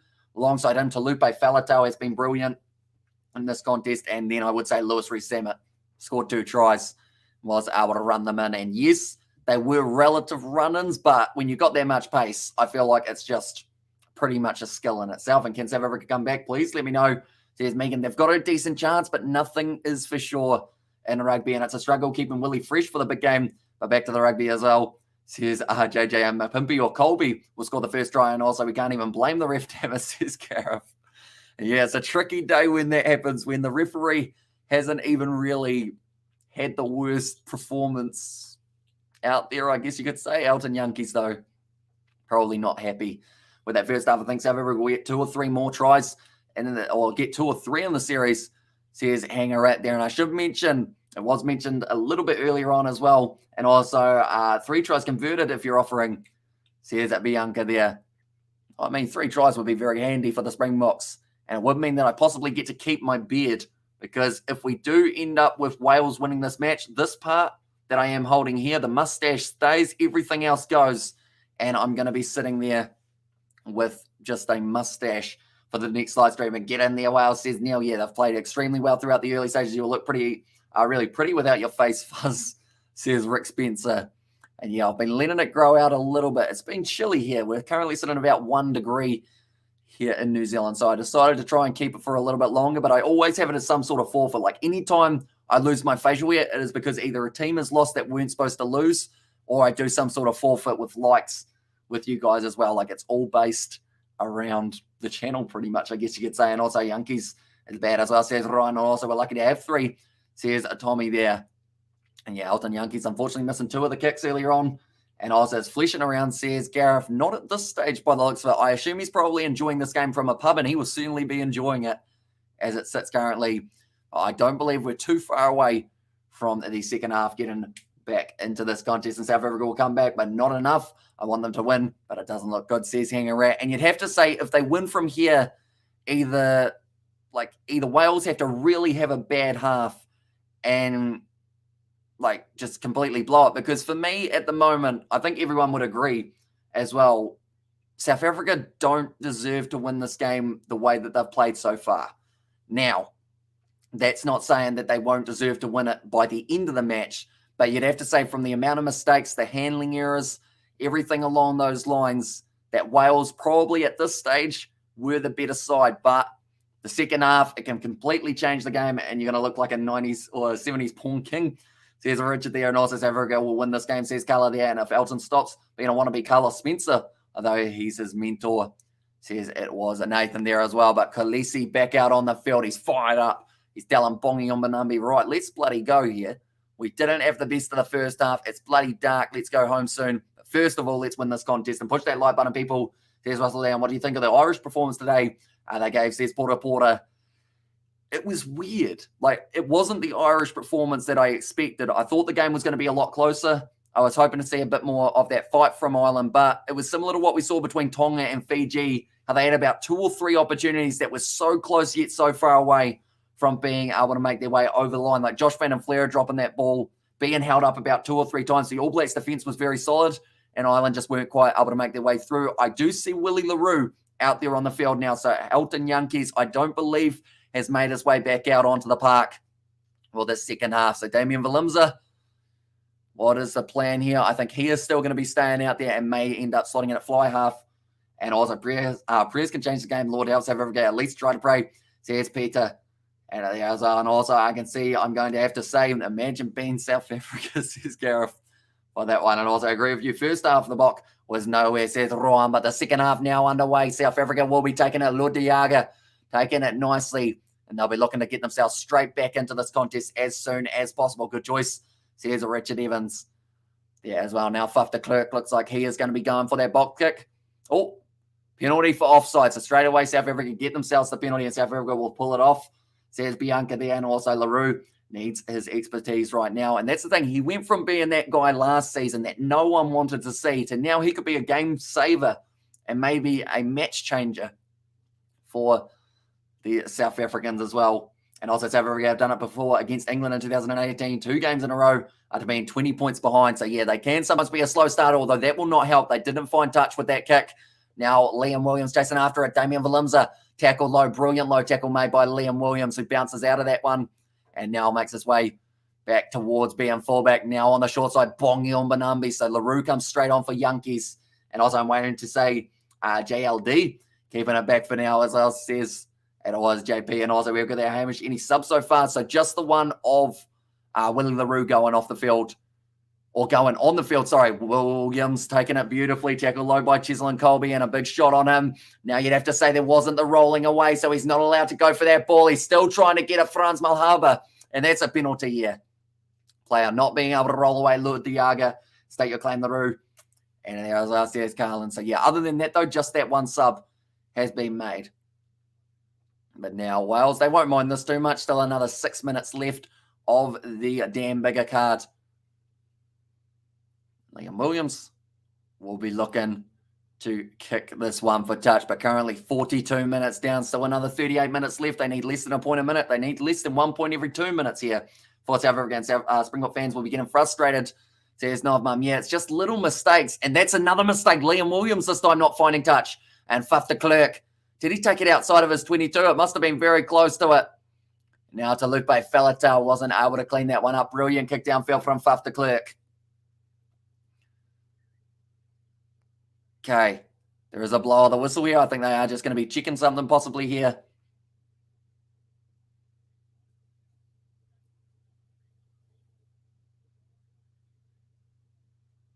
Foot was on the line.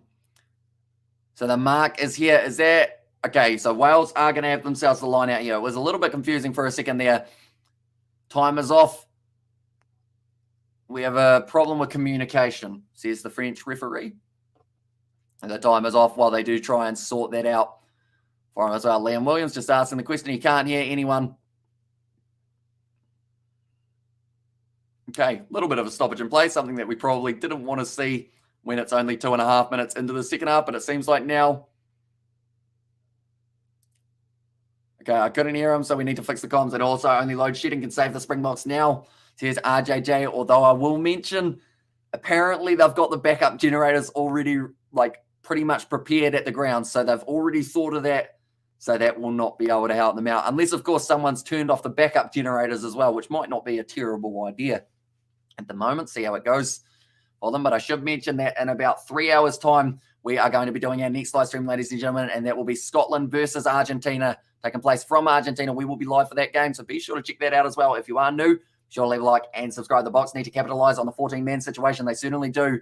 For the next 5 minutes or so, they have got themselves a massive advantage as long as they can take it. They're just showing that try once again on Lewis Rees-Zammit. He just ran it for the corner, scored the try, and then he was able to get himself another try as well, just a little bit after.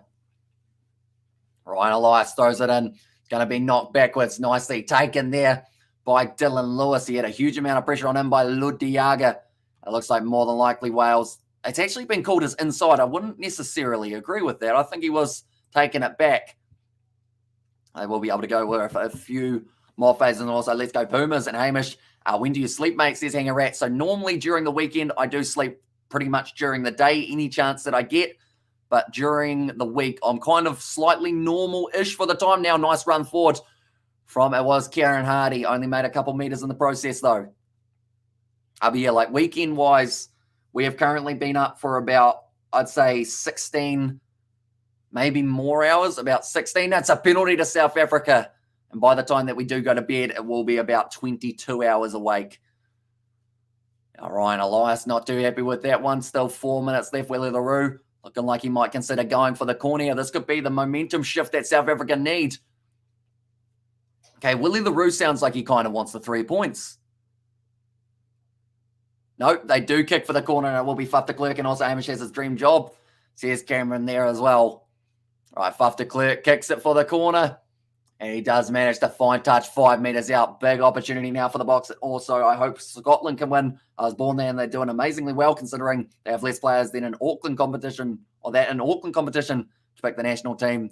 So here's Mysterion, and also so lots of caffeine there, says Hanger Rat. Believe it or not, which is one that people don't believe, I've actually never had a coffee or a tea in my life, or like a Red Bull or anything like that. I think I just drink water and somehow just manage to function throughout the night randomly. I have no idea how it works, but for some reason, the yawns don't really come too often. This is a brilliant rolling ball now for the Springboks. It's gone into touch, and it will be going back for the penalty. Faf de Klerk, he wasn't on the mark, though. He'll be disappointed. Oh, double blow of the whistle. And also at night with Vampires Rugby, at daytime we sleep, weekend only. Says Nathan, and also the Reds win. Says Alfunga, and also you're kidding, says Hanger Rat. Never had a coffee, and having ADHD coffee puts me to sleep. Says Mysterion there. And Weetabix.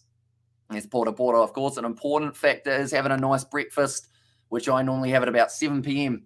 because that's sometimes when I wake up after a long weekend of streaming. And I believe we're actually going to be getting up kind of a normal hour on Sunday as well, which is tomorrow or today, really. So I might even be up for another 12 or so hours and then just have a massive sleep right through, pretty much through the whole day on Monday. I think we'll be the goal. Mysterion, Scotland and New Zealand, same size population. So here's Edward James there. And now trying to go for this rolling maul once again. 2 minutes left. of the yellow card at Dan Biggar if Wales can somehow stop it. But this is going to be tricky to do now. Bongi Mbonambi, he goes over. And it's the first try of the match for South Africa. And they have now been able to break through, coming across with the All Blacks next month. Says Rick Spencer, I am not for the South African games, unfortunately. I would have absolutely loved to. And the word zombie comes to mind. Says Richard Evans and also Biggar on, yet not quite here. Still got another minute and 40, so that will not be what Wales were wanting. As now it is going to be the first try of the match for the Springboks. Try scorers, there we go. And it was Bongi Mbonambi. There we go. And he did score it in the 48th minute. So the time is flying in this contest, but now South Africa are also flying up in the points. We'll go like that. And we will go like that as well. And also watch Mbonambi closely. He also removed the coach's shoe from his butt. Says Hanger. And also who's actually fly half right now. I believe they've gone Willie LaRue as the fly half option. And also, yes, man, says Gareth, and also try, says Nathan Wright. Damian Valimza is the kicking option here for South Africa. First kick of the match. Elton Yankees going early in this contest, not having the best first half in Scotland, win nothing. I don't know, winning a Twickenham for 40-something years. Says Porter there. But now, still another 35 seconds left of the Damian Valimza, of the Dan Biggar card. And where can I watch the live stream? Depends on whereabouts you are in the world, MD. If you're in South Africa, it is on DSTV or Super Sport. If you're in Australia, it's on Stan. New Zealand, it's on Sky. Damian Valimza straight down the middle. And now it is going to be the score of 10 points to South Africa and 18, I should say, to Wales as well. I'm actually going to have a quick look at the odds now because it was $2.15 at halftime when Wales had a 15-point lead. Now that they've only got themselves the 8-point lead, that changes things just a little bit. Wales are now $2.70 underdogs in this contest. Okay. So I believe now Dan Biggar is actually back out onto the park. Yes, he is. And that would have given the head a chance to stop bleeding as well. So now Dan Biggar, he certainly won't want to get himself another yellow card. It's nicely taken by Lodiaga. And now breaking through. Brilliant run. And someone's got to stop him. He wasn't quite able to link up with Cheslin Colby on the outside. He decided he wanted to back himself. Maybe not the right time to do so, but the South African side looks like they've got a fire lit underneath them here for the second half. Now de Klerk fires it back to Damian Valimza, and now they kick it.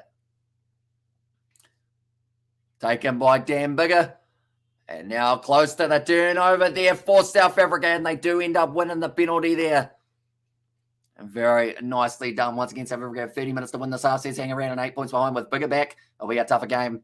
Says hang around, although they look like they have found themselves a new kind of lease of life in the second half. And also, Lekading, says JP.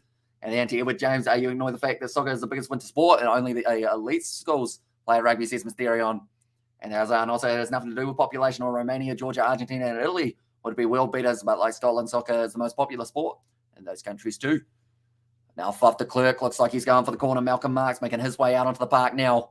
And Stephen Kitsoff also out there, and Vincent Cox. So the whole front row has been switched now. And like I mentioned, South Africa seemed like something has clicked since halftime. I think they might have gotten a right rack up, but Lutiaga, it was just poor from Wales. They led him straight through, and he needed to link up with Cheslin Colby. He just didn't quite have enough pace to be able to go through. But Dan Biggar went down, and then Lukanu Arm, and also Makazole Mapimbi. That was the first example of a good kick from South Africa in this contest, which sounds harsh, but at least they had two guys chasing after it, and they did put on the pressure and the breakdown soon as it took place. But now trying to go for this rolling maul once again now for South Africa. Malcolm Marks sitting at the back.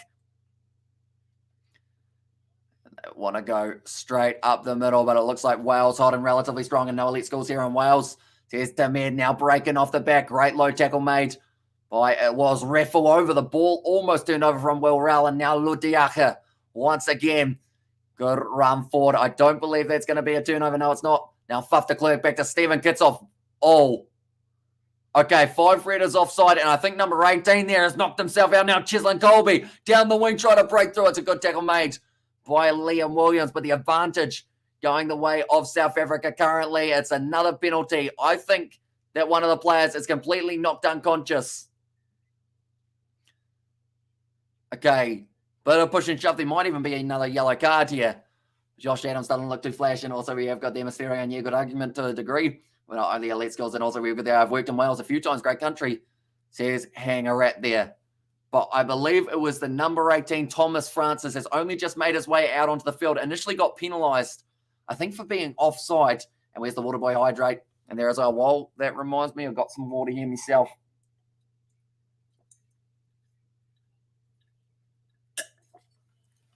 So Thomas Francis now has stayed down. So he tried to make the tackle and he just got kicked in the side of the head, unfortunately, or shin to the side of the head.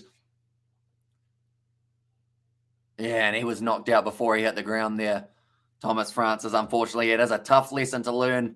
If you get your head on the wrong side, you're going to get yourself knocked down, and he doesn't look too happy at the moment. Thomas Francis looks like he's struggling a little bit, so he's going to have his neck brace put on, and also he's seen the big five now. So here's RJJ. And there as well. And also we have there the Kiwi Lads hydrate. And there as well, we certainly did. Keeping our voice just running well enough. It's probably going to end up cutting out at some point soon in the near future, but hopefully it does end up going all right up until that point. But he is actually back to his feet now, Thomas Francis, I believe, which is why the crowd are giving the round of applause. But he's only just made his way off the field here for Dylan Lewis, and now he's going to make his way back out there. And also we have got there, that's what you get for illegal chop tackling, says Gareth, and also lullaby for him, says Nathan, and also Waterboy to Russie. There's all, but it looks like Quagga Smith, he is making his way out onto the field. Lowe is getting his debut for Monster, and then also I want to say that Salman Morat is yet to make his way out onto the park. Everyone else, though, has made their way out there. So actually a lot of subs all being made pretty much at the same time for these two sides. But what we will quickly do is we will go like this, and we will go like that. But anyone who is new to the channel, be sure to leave a like and subscribe. Also, if you haven't already, be sure to check out the Kiwi Lads Sport channel. It is our second channel. We have got plenty more videos coming up, including if we do end up doing a rugby live stream tomorrow, it will be rugby league for the Warriors, or maybe even UFC, depending on how we go. But that will be over on the Kiwi Lads Sport channel, so be sure to check that out. That is a link for anyone who does want to give that one a look, and also he doesn't know which country he is in right now. Yeah, they are taking all the precautions to make sure that he is going to be all right here. It's the last thing you want is a player with a head knock getting picked back up to his feet. And mate, you're a legend. Thanks for doing these commentaries. Again, F and Legend says MT, no worries at all, mate.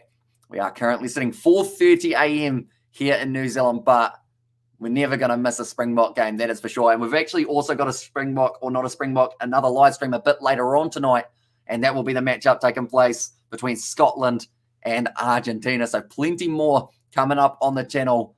So anyone who is new, be sure to hit that subscribe button, as we have got plenty more internationals coming in the near future.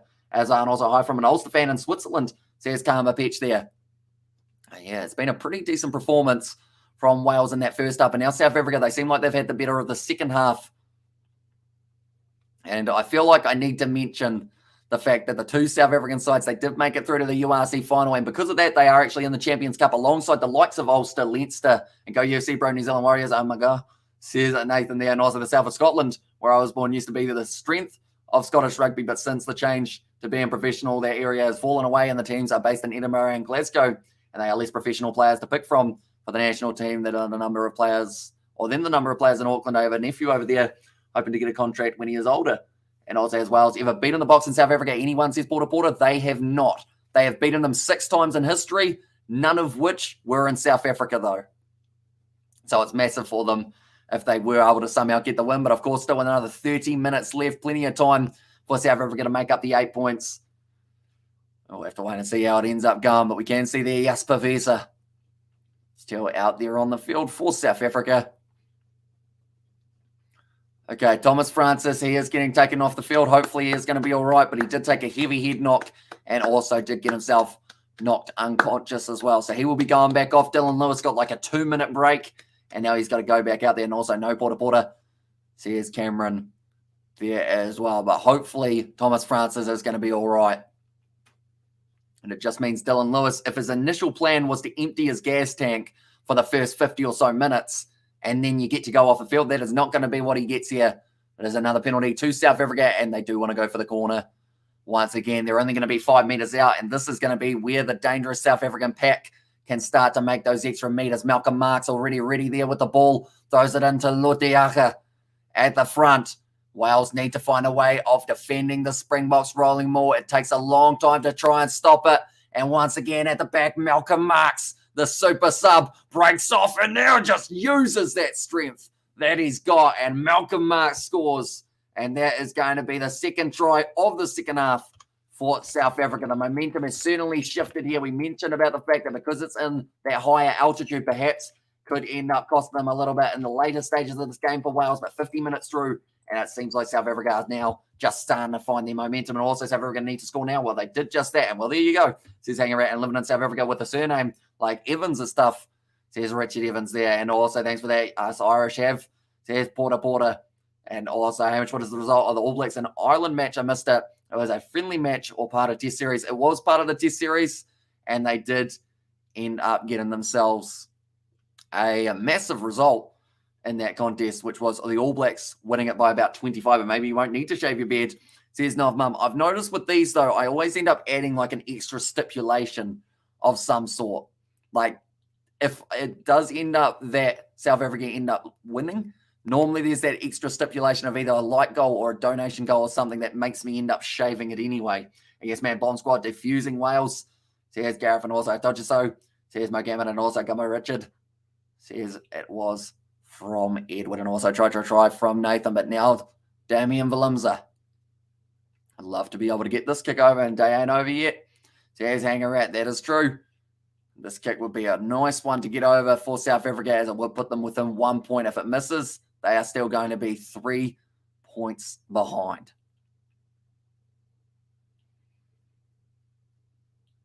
Valimza taking his time here. I think he's going to shank it. Oh, it's just gone away to the left-hand side. He didn't shank it as badly as I thought that he might, but it is going to now be 18 points to 15 in favour of Wales still. But that gap is well and truly closed in the last little while. As you can see, it was a try in about the 47th minute and also the 50th minute that we have seen from South Africa. And also, we have less players than Scotland, and at least we won Southern Ireland. So here's Porter. And also, so it looks like Valimza is taking first receiver more often, says Gareth there. So yeah, it seems like they have worked out that back line for themselves. And I wouldn't think Elton Yankees will be starting at 10 for the next match. That is for sure. Big shot on Jasper Visa there.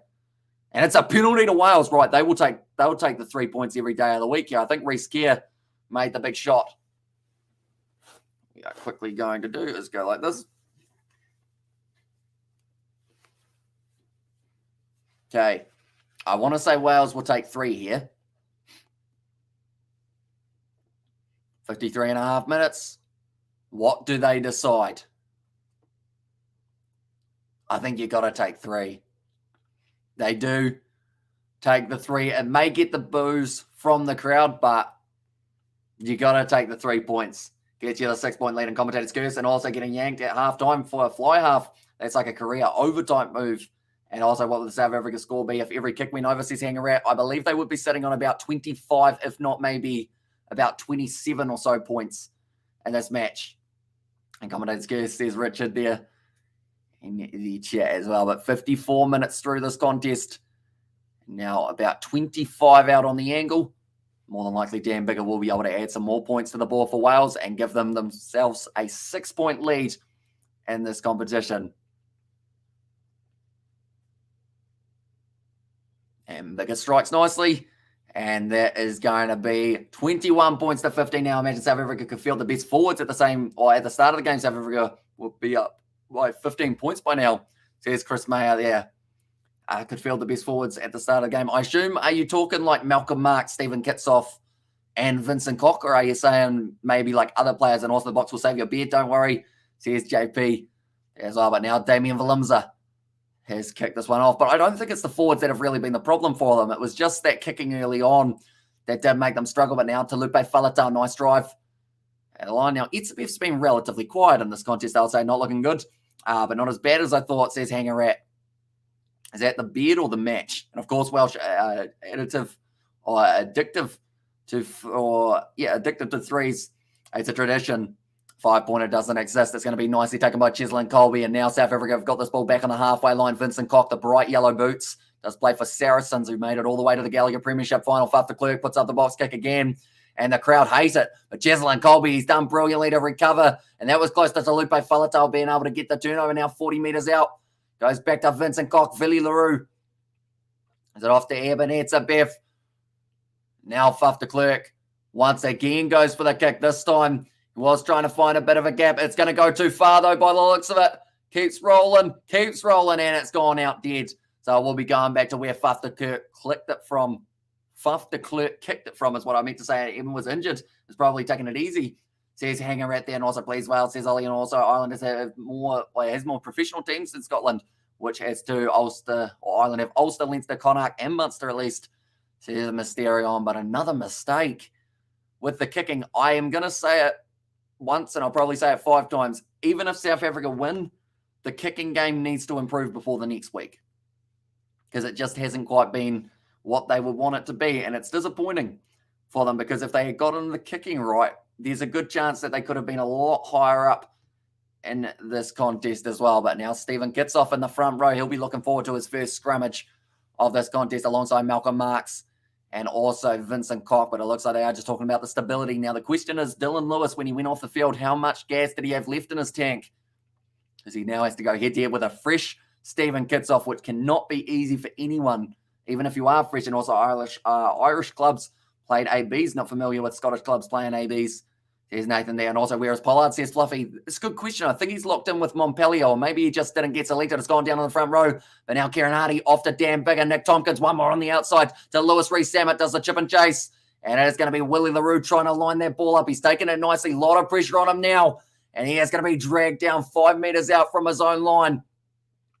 And Wales doing very nicely there now. It looks like Faf de Klerk will give it off to Ebenezer Beff, who just takes the carry one more.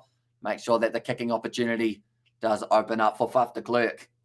And also Faf needs to grow Brainers kicks are pointless, says Hanger Rats. It actually reminds me of, like, this kick was fair enough because he was only a couple metres out from his line, of course, but it reminds me of when you're on Rugby Challenge 4 in the Be a Pro mode, and it's like, hey, you've got to try and get 100 kicking metres throughout the match, and you just randomly kick the ball away. That is literally what Faf de Klerk is reminding me of.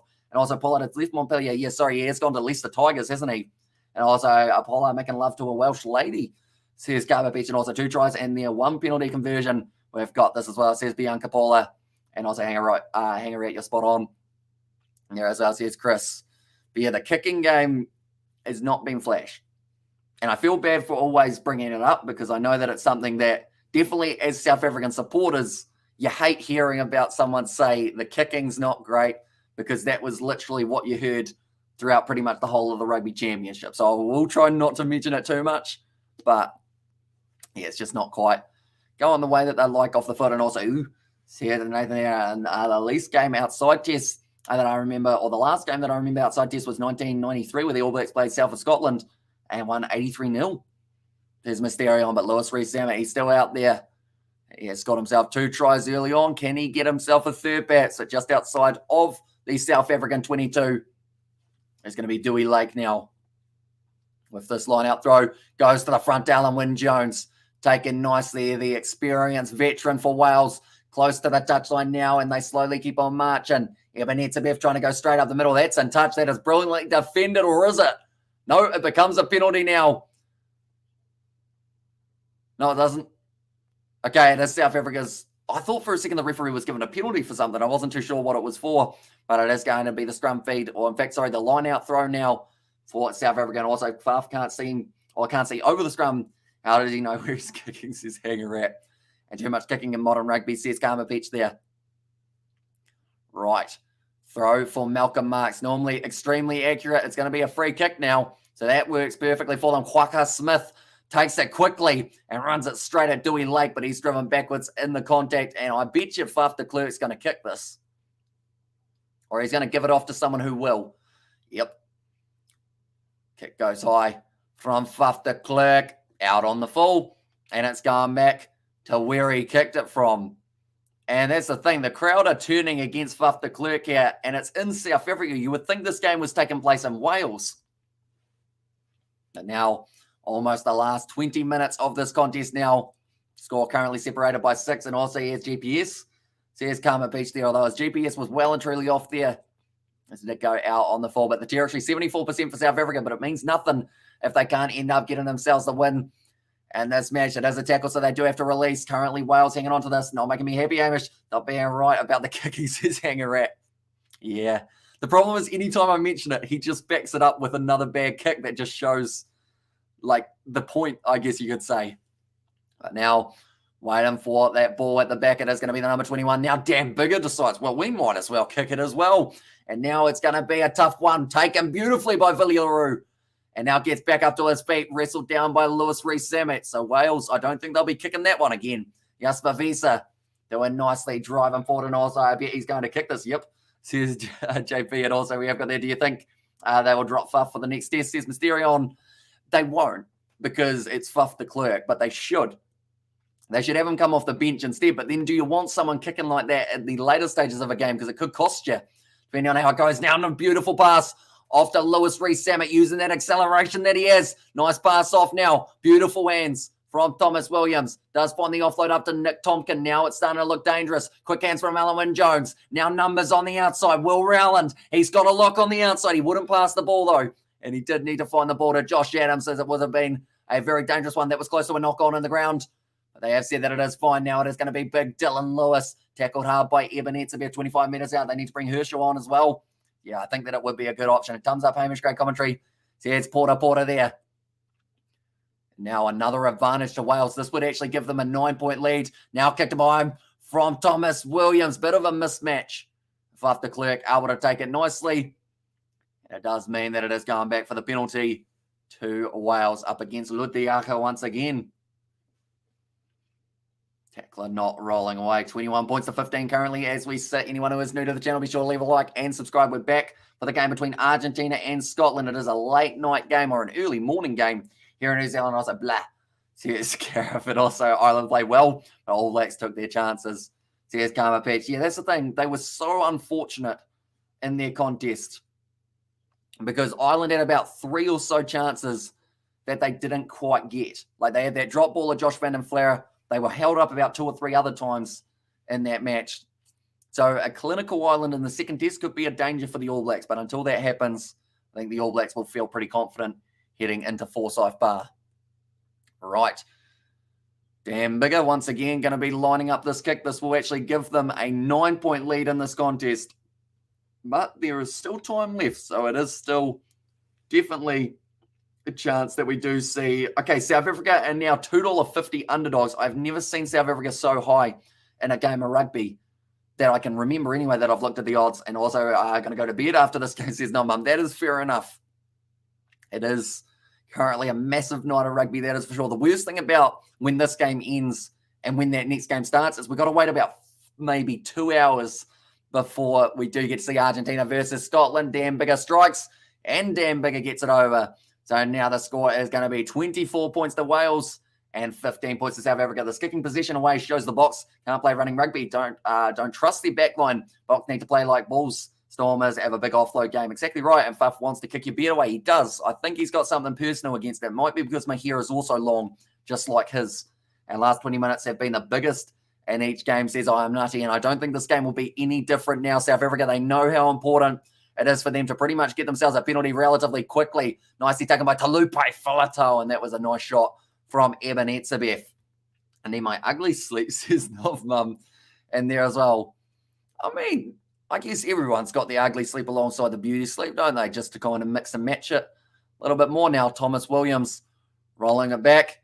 It is going to be play on. Nicely taken by Josh Navidi. He's had his pants pulled down by Eben Etzebeth. Okay, that one was not quite done smoothly from Wales. Now Dan Bigger just has to kick that one downfield. Didn't get a huge amount of distance, about 22 metres out now from the line. And I'll say, says it was a Nathan as well. Okay, Dan Bigger asks for a couple more metres. The referee denies and says, nah, you don't.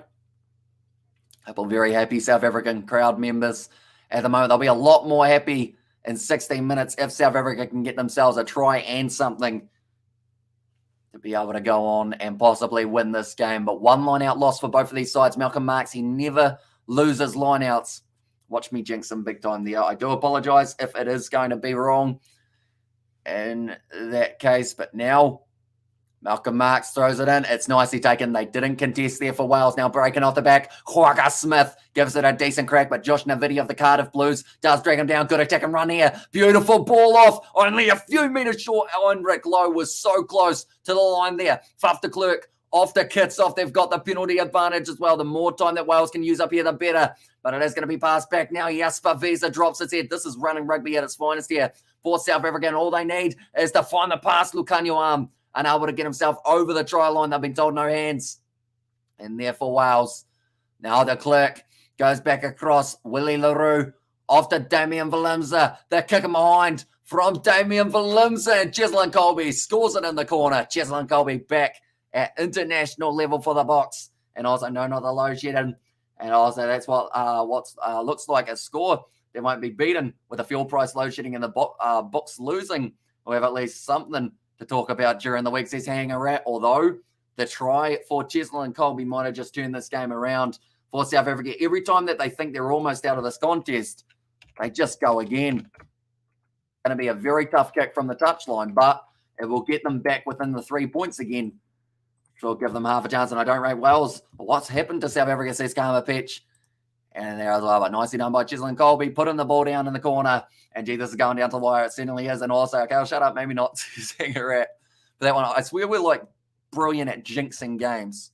Like no matter what, it just seems to be whenever we say something, the opposite happens. Pretty handy, I guess you could say. Now, Damian Valimza.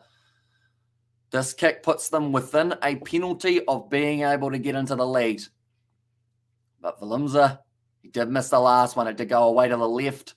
And also Wales can make history. They've never beaten Springbok in South Africa, says William. That is very true. And yes, says Gareth. Or that one as well. I'll be a never winning in South Africa for Wales. And also the largest crowd we've ever seen between South Africa and Wales in South Africa. Game over. Let's have a dope. Oh, let's have a dop and try to forget about this poor performance. And there says Chris, yeah, it has certainly been downhill. Or actually, sorry, it's been downhill in the first half, uphill definitely, and don't say the same-ish.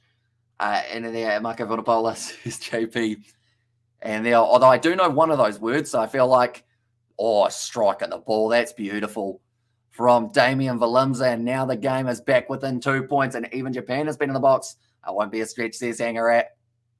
For that one, but Bongi on Banambi having a big clap from the touchline. Also, it was a brilliant run from Heinrich Lowe, who was on debut for them in this contest, but it was a nice kick in behind, set up for Cheslin Colby, and they did see that there was no one out on the wing. Cheslin Colby slams it down. Right, 13 minutes left in this contest, ladies and gentlemen. We can hear that the crowd have now come alive for the Springboks. They can see that this game is just within their reach, I should say. Taken nicely by Jasper Visa. Good tackle made. Oh.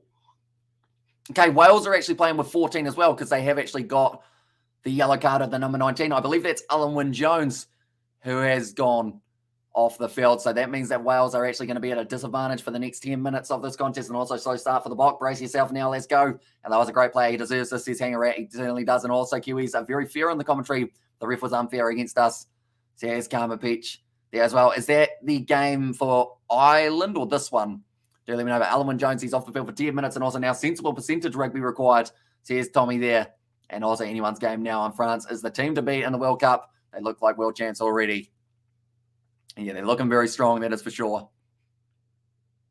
Right, the line out throw here for Dewey Lake. Needs this one to be relatively straight because when you're missing one of your jumping options, it's going to be nicely slapped back. The ref just gets out of the way of that ball. Nick Tompkins hit hard, and the tackle by Vincent Koch. The ball has been wrestled down now. Thomas Williams goes back across, and this is when the Welsh side would definitely love to get themselves a penalty of some sort. It is going to be kicked in behind. Lewis Rees-Sammet chasing after it, going for it. He has knocked it back onto their side, but Vincent Koch has been able to clean it up for the Springboks, and also let's go Springboker. And I'm Irish Hamish, this Karma Beach there in anyone's game now. Says it was enough, Mum down. Wynne-Jones always gives everything. I think he's a great player. Says Hang Arat. It looks like now Faf de Klerk once again going for the box kick. He better not kick it out on the full, or else he will have to go home. It's gone about 2 meters, maybe 5, but Eben Etzebeth has been able to knock it back onto the side of the Springboks. It sits up for Damien Dialende, who now kicks it himself. It's a big kick of the ball. Chislin Colby after it. It's going to keep on rolling and rolling and rolling. It pulls up. Oh, he had to take that one. And Chislin Colby's trying to say that it was taken back. He pushes Dan Bigger as well. Chislin Colby, he's not too happy at the moment. Okay, Dan Bigger just went like that to him, and Chislin Colby was not happy about it, and he actually started walking back towards him. He's got to be careful not to get marched 10 here. It's a goal line dropout. I know Faf live. I know Faf lives, but I go have a beer and chat. But I need to go have a beer and chat. Here's hanging also.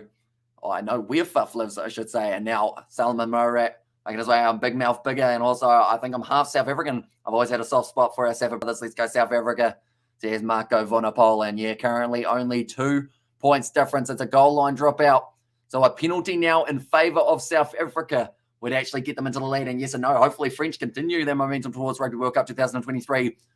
Nice spin from Damien Willemse, nicely done. And also finals fuel left. And also French peaks too early. Now nice back line off to Kwaka Smith. Tackle made on him by Tommy Reffel.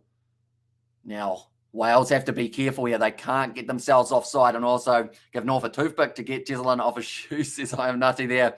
It's a nice offload from Vincent Koch. Almost shut down early now. Damien Willemse. I'm noticing a lot more running rugby from the Springboks here, and it is making a huge difference in the amount of meters and the amount of pressure that they're putting on Wales. It's a good low tackle from Tommy Reffel. Now de Klerk goes back across to Willie LaRue. Someone is missing a boot, and I believe it's Vincent Koch because he decided to wear the brightest boots possible. That good find now, passing back across Damien Dialende. Off to Lukanyuam. He's gone off to Makazole Mapimpi, but it was forward. Okay. A clear forward pass, and also we'll go there. Let him Fuff, as I said, shout, and he grows out. Grows it out. So the camera can pick him up on the field, says hang around, and also don't mind Bigger. Great player. Good bloke, loves cricket too, says Sebastian. And also we'll go there, Big Mouth Bigger, says Nathan there as well. And need to take Fuff to another hairstylist. And he might get himself taken off the field relatively soon, Fuff de Klerk, if he's not careful, because he has kicked that ball away just a few too many times throughout the later stages. And it looks like Dylan Lewis once again getting some medical attention. The man's deserving of getting a little bit of a break, though, because he has been putting in an absolute shift out there on the field, that is for sure. Dan Bigger, he's got the cut on the side of his head.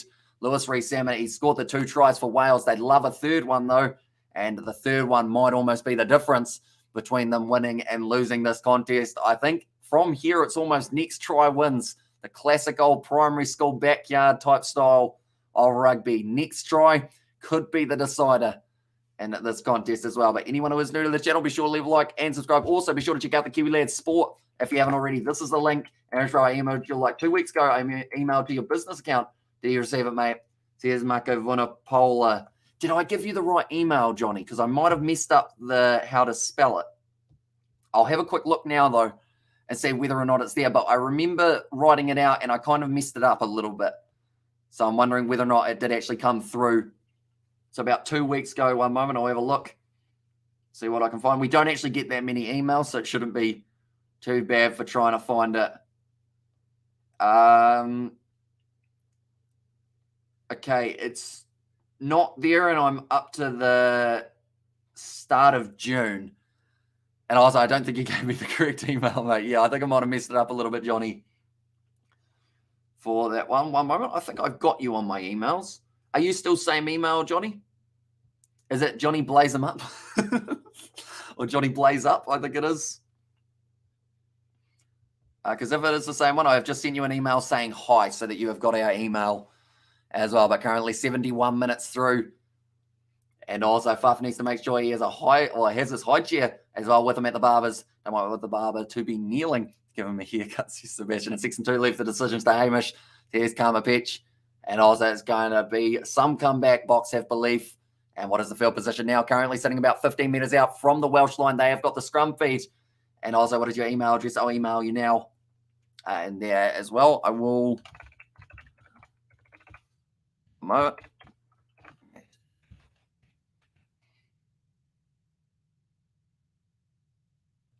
I believe it's that, Johnny. that I have just put in the chat. I believe that is the right one. Hopefully.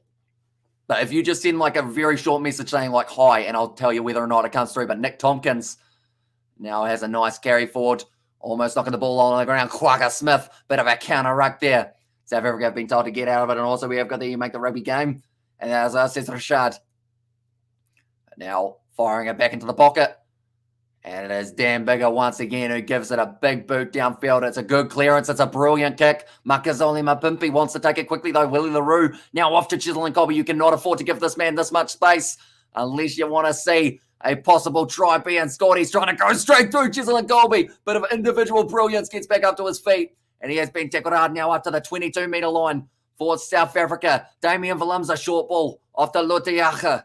And now all they need is a penalty advantage or something along those lines. Damian Willemse goes through off to Willie LaRue. Dragged down by Lewis Rees-Zammit, only about 2 to 3 metres out from the line. And I think he's almost got the turnover there. No, it's going to be the advantage, so that could be a yellow card. And also the H should probably be not be there as well. Oh, that's a great one. Almost over for South Africa, but I believe it's going to be held up. Oh, the referee's been tackled. I think Lukanu Arm got involved with that one. And that H should probably not be there.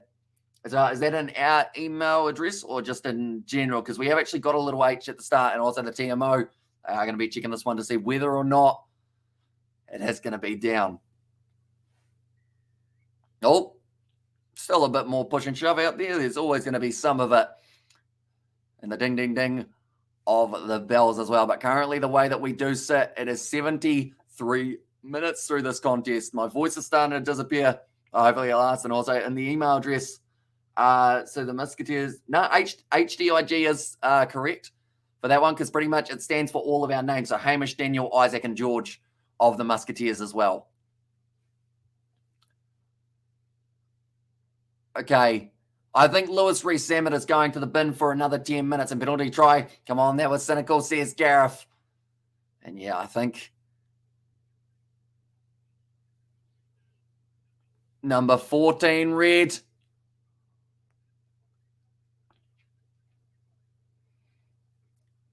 It's a cynical penalty. Lewis Rees-Zammit. Does he go to the bin? He's almost got to here. 14. We're checking this one, how much time left as well, says Okert.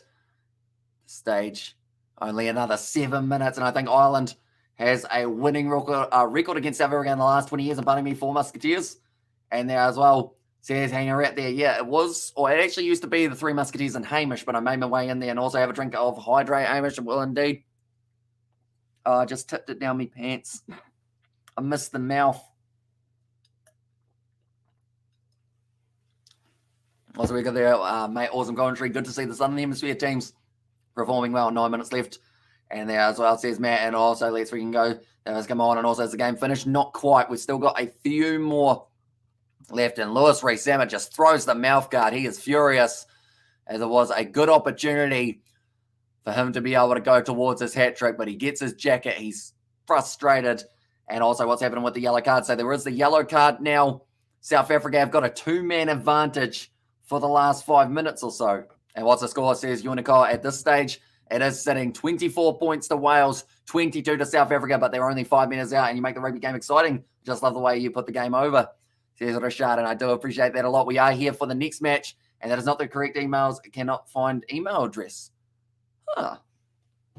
I swear that is our email, Johnny. I'll have to have another look. See what we can find. Now, still charging forward. Once again, now getting close. See how all they need for South Africa is to go over the line. I think that's just short now. It's a penalty try, and that could end up being another yellow card for Wales. There comes the penalty try for dragging it down, and South Africa now take the lead. 29 points to 24. And also, referee playing to South Africa wins, says Perend. And there as well, but the penalty try in favour of South Africa. A massive moment in the game. Penalty try. And that is in the 74th minute. Sounds like we've got a triple below the whistle as well. Currently, Wales could be down to 12 if they're not careful in the next little while. One moment, Johnny. I'll see what I can find out. Did you type it in correctly, Johnny?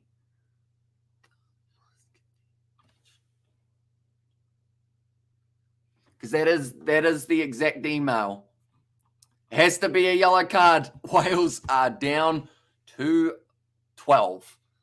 And I'm aware, can you imagine the papers this week says hang around and also water on the crotch area will look like your little Johnny missed as I says I go for a bowler, but now Dan Bigger kicks it off high. There's still a chance for the Welsh, but they do need to, it's a knock on. Who even takes place in the scrum? So you've pretty much just got to go for it anyway. If you're Wales, backline movement, Nick Tompkins looking for men on the outside. He didn't quite have Lewis Rees-Sammet. And you would think that the clean out, it is going to be very tricky for them. They'll be told that they're not allowed to turn it over. And the penalty does go the way of South Africa. Or sorry, it actually goes the way of Wales. And also penalty try means another yellow by the book. Go sit on the side. You're cheating bugs as well, says Gareth. And also this ref has sympathy for you and your beard. And so you're keeping the beard, says Hanger Rat. It does seem that way at this point in time. And also this has to be the game of the week, especially if Wales do win, says Novmum there. Yeah, we'll have to wait and see. How many lights are we sitting on currently? I feel like if we can hit a certain light goal, then maybe I'll just go for the mustache anyway. I'll also go Boca Go, says Rashad. And whilst there's more yellow players or yellow cards, I guess I should say. But currently, even Itzabeth, he was well and truly up there, but they did end up dragging it down initially. Okay, nothing too much. And as I says Hanger Rat. And also we have got their game of the week. And check your spam, says Brian, in there as well. All right. One last chance. And also we have got there how many minutes left now, champ, says Safine. It is currently sitting 4 minutes left on the clock. And my ex had a lovely beard, says Dharma Pitch. And now driving forward, Dewey Lake at the back here for Wales. If it's a draw, I don't know what that kind of happens. But now Dewey Lake's over. And it's a try for Wales. And now they're back in it. They're playing with 12 men. They've got 12 on the field and they've just scored. Dewey Lake, we're all square with a kick to come now, ladies and gentlemen. 29-all, what a game of rugby this is developing into. South Africa, they need to just get their hands on the ball in the next little while. But 76 minutes through, I don't think they were expecting a rolling maul attempt with only 3 men up against about 6 of the Springboks. They just weren't able to stop it. And then off the back, Dewey Lake goes in and scores a try. You're not serious, this Hanger Rat? I am indeed. And also we have got there what the heck box, says Safuni. And also, damn, got too cocky, says Capitals. Come on, Wales, says Ollie there. And also they'll kick over and then it's over, says Hanger Rat. Although still 3 minutes left on the clock. Damn Bigger, though. Important kick here, the most important kick of the day. And we're playing with 12 men there. Afrin. And also, damn Bigger. He's missed. So it's going to be 29-29. I believe that is one of the first misses we have seen from Dan Bigger today. That guy in the crowd was just pulling both fingers. He was loving it. And also that famous dark couple, the crowd, big smiles from said couple as well. And also 12-man Wales beats. Says RJJ and come on the block. And at the moment it's sitting on a draw and flips South Africa. Can't even play against 12. What are they going to do when they have to play 15 again? Says Nadia, it's taken nicely by Alan Wynne-Jones. So now they're back up to 13 men on the field. I should mention for Wales. I guess a draw is better than a loss, says Hanger Rat. Although will South Africa be more disappointed with a draw than Wales would be? And Bigger miss, says Nathan. Yeah, massive opportunity gone for the Welsh there. I don't think they can afford to give the ball back to South Africa, but it looks like they're about to try it. It looks like Thomas Williams is going to be putting up. I'm dancing ballet with this game at this point as well, says Safini. And WDF is happening here, man. Says Marco Vanapola. It's kicked in behind. Good shot from George North. And I want to say that was in touch, but they have said that it is play on just for now. Cheslin Colby on the halfway line. Now South Africa, it is going to be Herschel Yankees passes across to Vincent Koch. Whoever gets the advantage now could end up winning the game. This is when they need someone like a Francois Steyn to kick it over from 60 metres out, but they haven't got that option now. Damien Dialende goes for the grubber and behind it. Has gone into touch, so just a little bit too much on it. Alice Wynne-Jones back again. He has 9 lives. Yeah, he seems to be just going through them, doesn't he? And also time for a few Wake and Bakey's cousins as well, says Marco. Are you going to be up for the Scotland versus Argentina game, Marco? Do let me know. But now, 1 minute left on the clock. This has been a test match and a half. And what was an 18 points to 3 up win, or 18 points to 3 up, the way that the Welsh were sitting at halftime, match fixing of the highest order, says RJJ. And now the South African crowd, they do not look too happy. the way that it is currently sitting. So is it match fixing, as in like the Springboks are match fixing RJJ, or a Wales match fixing? So I would have thought going down to 12 men wouldn't have been a very good tactic. It's South Africa's weak, says CJ. And also, we have got let's go Springboks. Now trying to get the rolling ball going here for Wales. And also, what are you going to do for the next 2 hours until the next game says hang around? I'll probably end up just pretty much chilling out, to be honest. With LaRue, I might watch a movie or something, or I don't know whether or not I will. Now that I think about it, my eyes might get too tired. Now Cheslin Colby, ball on the outside. One more to Lukanyo arm. This is the last attacking opportunity for the Springboks. George North, brilliant tackle made. And now still one last opportunity. That is going to be the full-time siren, although there is still one last play in this match for the Springboks. Herschel Yankees, do they go for the drop kick here, South Africa? Yes, Pavisa does go forward. Now, Herschel Yankees goes back across to Salman Morat. Damian Valimza, tackled by Nick Tompkin. Springs back up to his feet. It looked like there was a little bit of a mistake in the breakdown. Herschel Yankees goes back across to Salman Morat. Taken down, and many thanks to Cecil Oli. And also I'm South African, but I hope Wales win at this point as well. And it's not quite going to be turned over. Herschel Yankees goes back to Willie LaRue. Passes it off. It's a loose ball. Liam Williams. It's a penalty to South Africa. And that might be the end of the match. It's a deliberate knock-on. And you'd have to wonder, if it's a deliberate knock-on, does that mean that that's going to be a red card to Dan Bigger? And also I'm South African, but I hope Wales win. And also agree with you, Symphony. They are a better team than also Bocky. And there as well. Right. What we are going to do now, I'm going to look away from the chat. The reason I'm going to do that is because you guys, some of you will be ahead. So I'm actually going to put the chat away and it's completely full screen. I can only see the game now, but it's deliberately knocked on by Dan Bigger. And now this kick from Damian Valimza. If he gets it, South Africa win the match. If he misses it, it will be a draw. Unless, of course, it hits the post and bounces back into the field of play. Dan Bigger, he'll be disappointed. He's put his heart on his sleeve in this match, and he's got plenty of blood on that Welsh kit. But about 35 out, not really that much on the angle. You'd have to say Damian Valimza normally would slot these over pretty simply, but whether or not he can for this match is a completely different story. The distance is 35 metres. He's 2 from 3 tonight, 67% for South Africa to take this one in front of a Loftus home crowd of 51,500. Valimza steps up to the plate. This is certainly a testing moment for the youngster.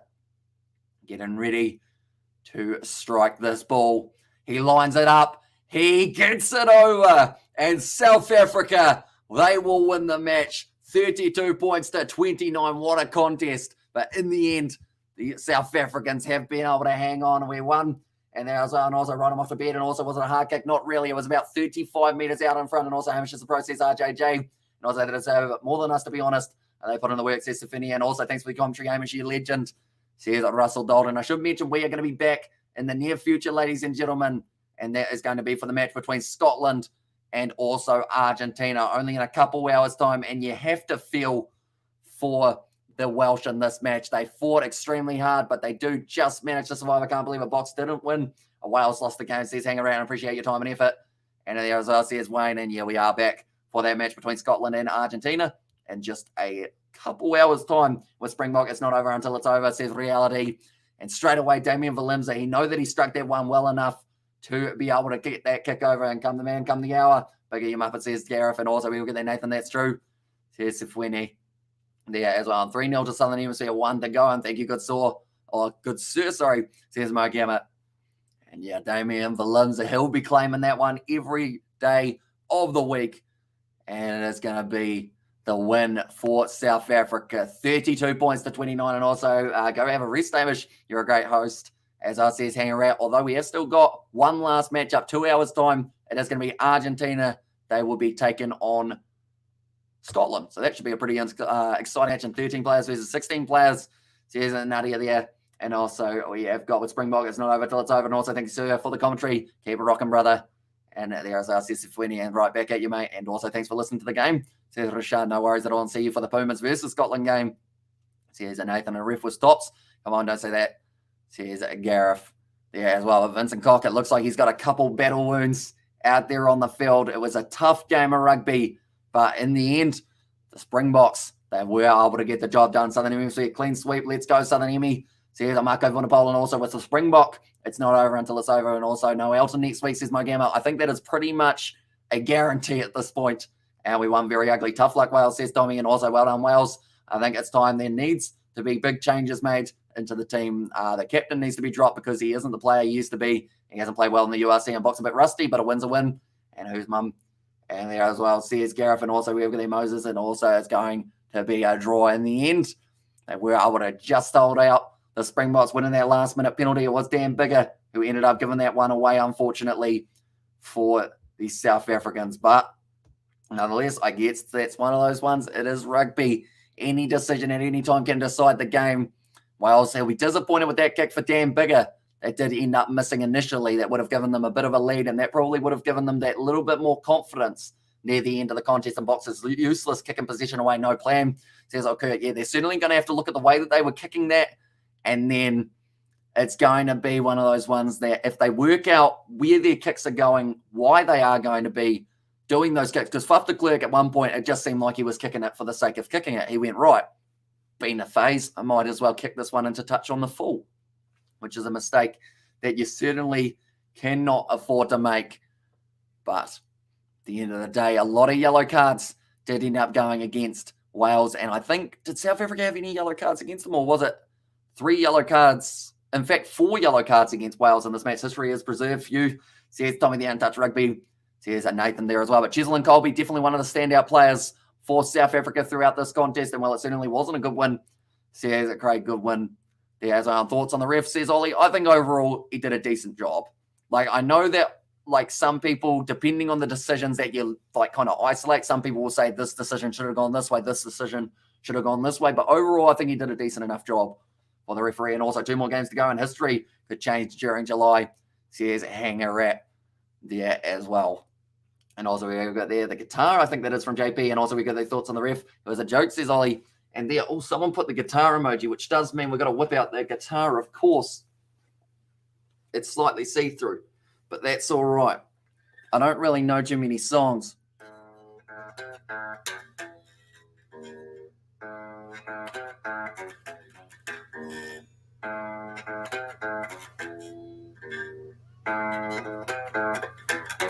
There we go. It was not the best playing, but it's kind of cool that it's see-through as well. But the Springboks, and that's a violin, not a guitar. So I should put the guitar away. Is that what you're saying?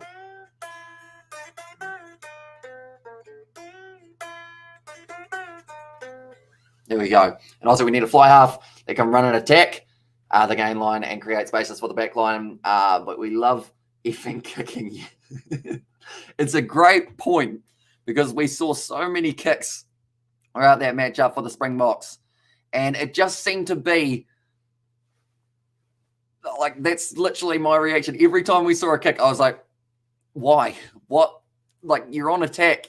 Anytime Damian Willemse touched the ball, he also had a very good game. And also, Hamish Drink something. Rest the voice, can't believe you still have a voice. And there's us, says Hanger Rat. And we've got one more live stream to go, another 2 hours. And then we have got a 2-hour live stream. And then we will be closing out for the day as well. But we have already done about 12 hours worth of live streaming today. We've been going all right. This is actually the first live stream that we've had water on as well. So I am kind of surprised that it is going to be there. And also amazing, says RJJ. But looking through quickly at some stats before we end up leaving this live stream, I should say.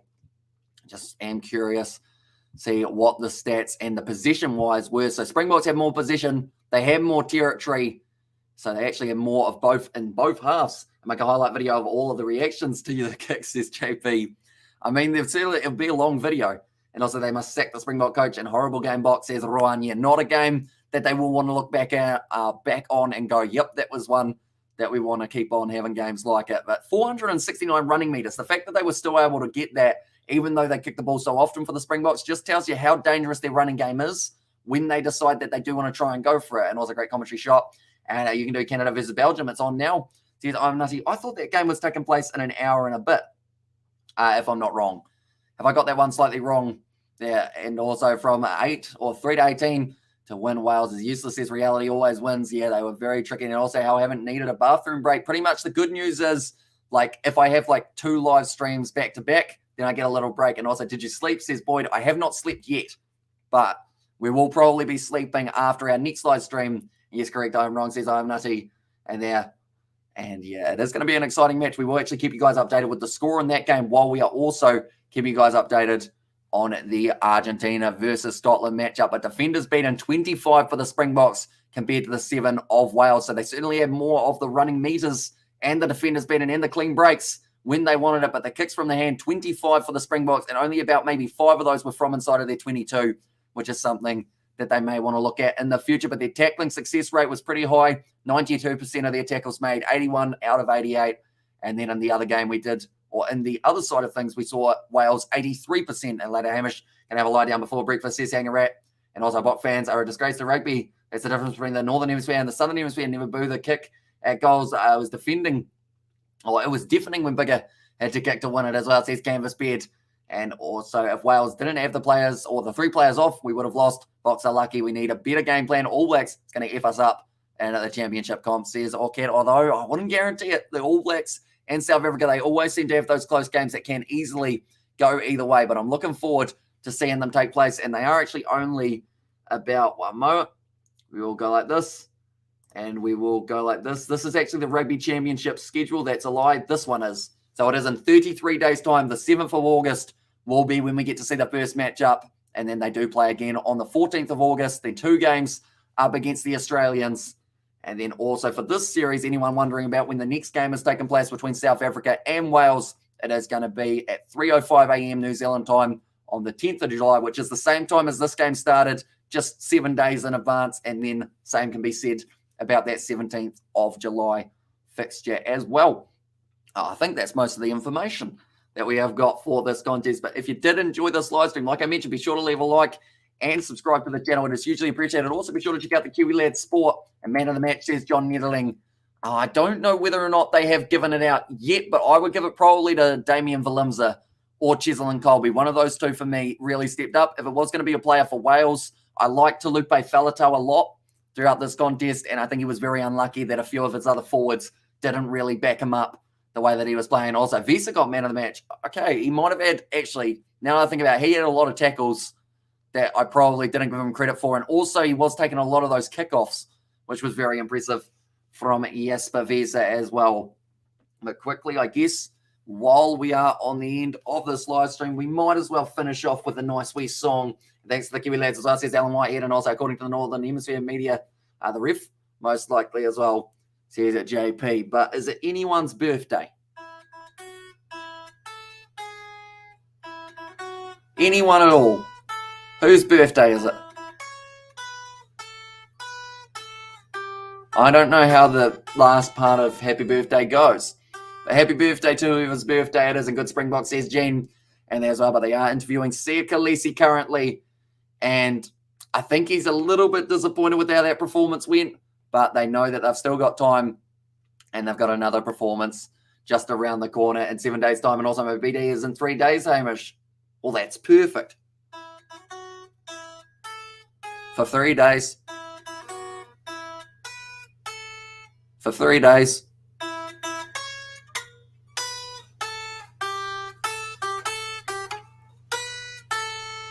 Happy birthday in 3 days.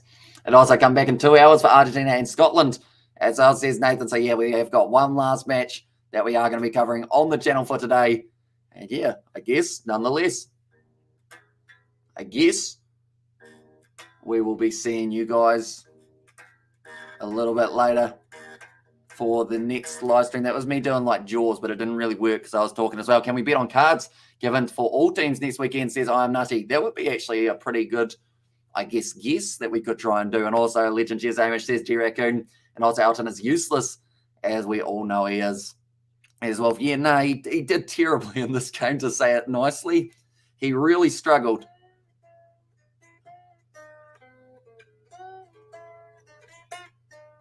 I'm probably just going to play guitar for the next hour or so, to be honest, while I'm waiting for our next matchup to come around the corner.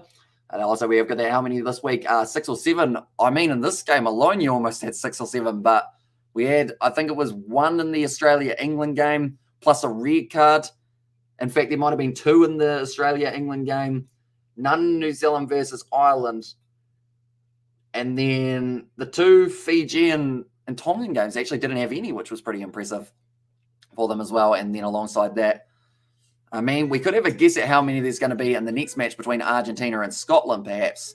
I think we might end up seeing at least one, because Marcos Crema is a bit of a hothead, I guess is the best way of describing it, and he loves to put in a big hit any chance that he does get. Maybe I should learn the Australian, or not the Australian, the South African national anthem on guitar.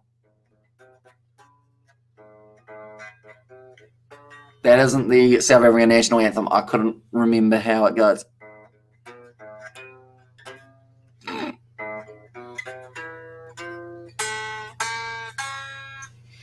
Kind of. Plus Lavanini, that is true. So, right. I would end up playing guitar for the next hour on live stream if I didn't put it down now. But nonetheless, an Aussie, you do Argentina anthem. It has no words, says I am nutty. That might be a decent shout then on that one. But nonetheless, I do thank you all very much for tuning in. If you did enjoy, be sure to leave a like and subscribe to the channel. And be sure to check out the Kiwi Lad Sport as well in the process. But thank you all very much for tuning in. I will see you all in a couple hours' time for Scotland taking on Argentina. But I will see you all for the next one.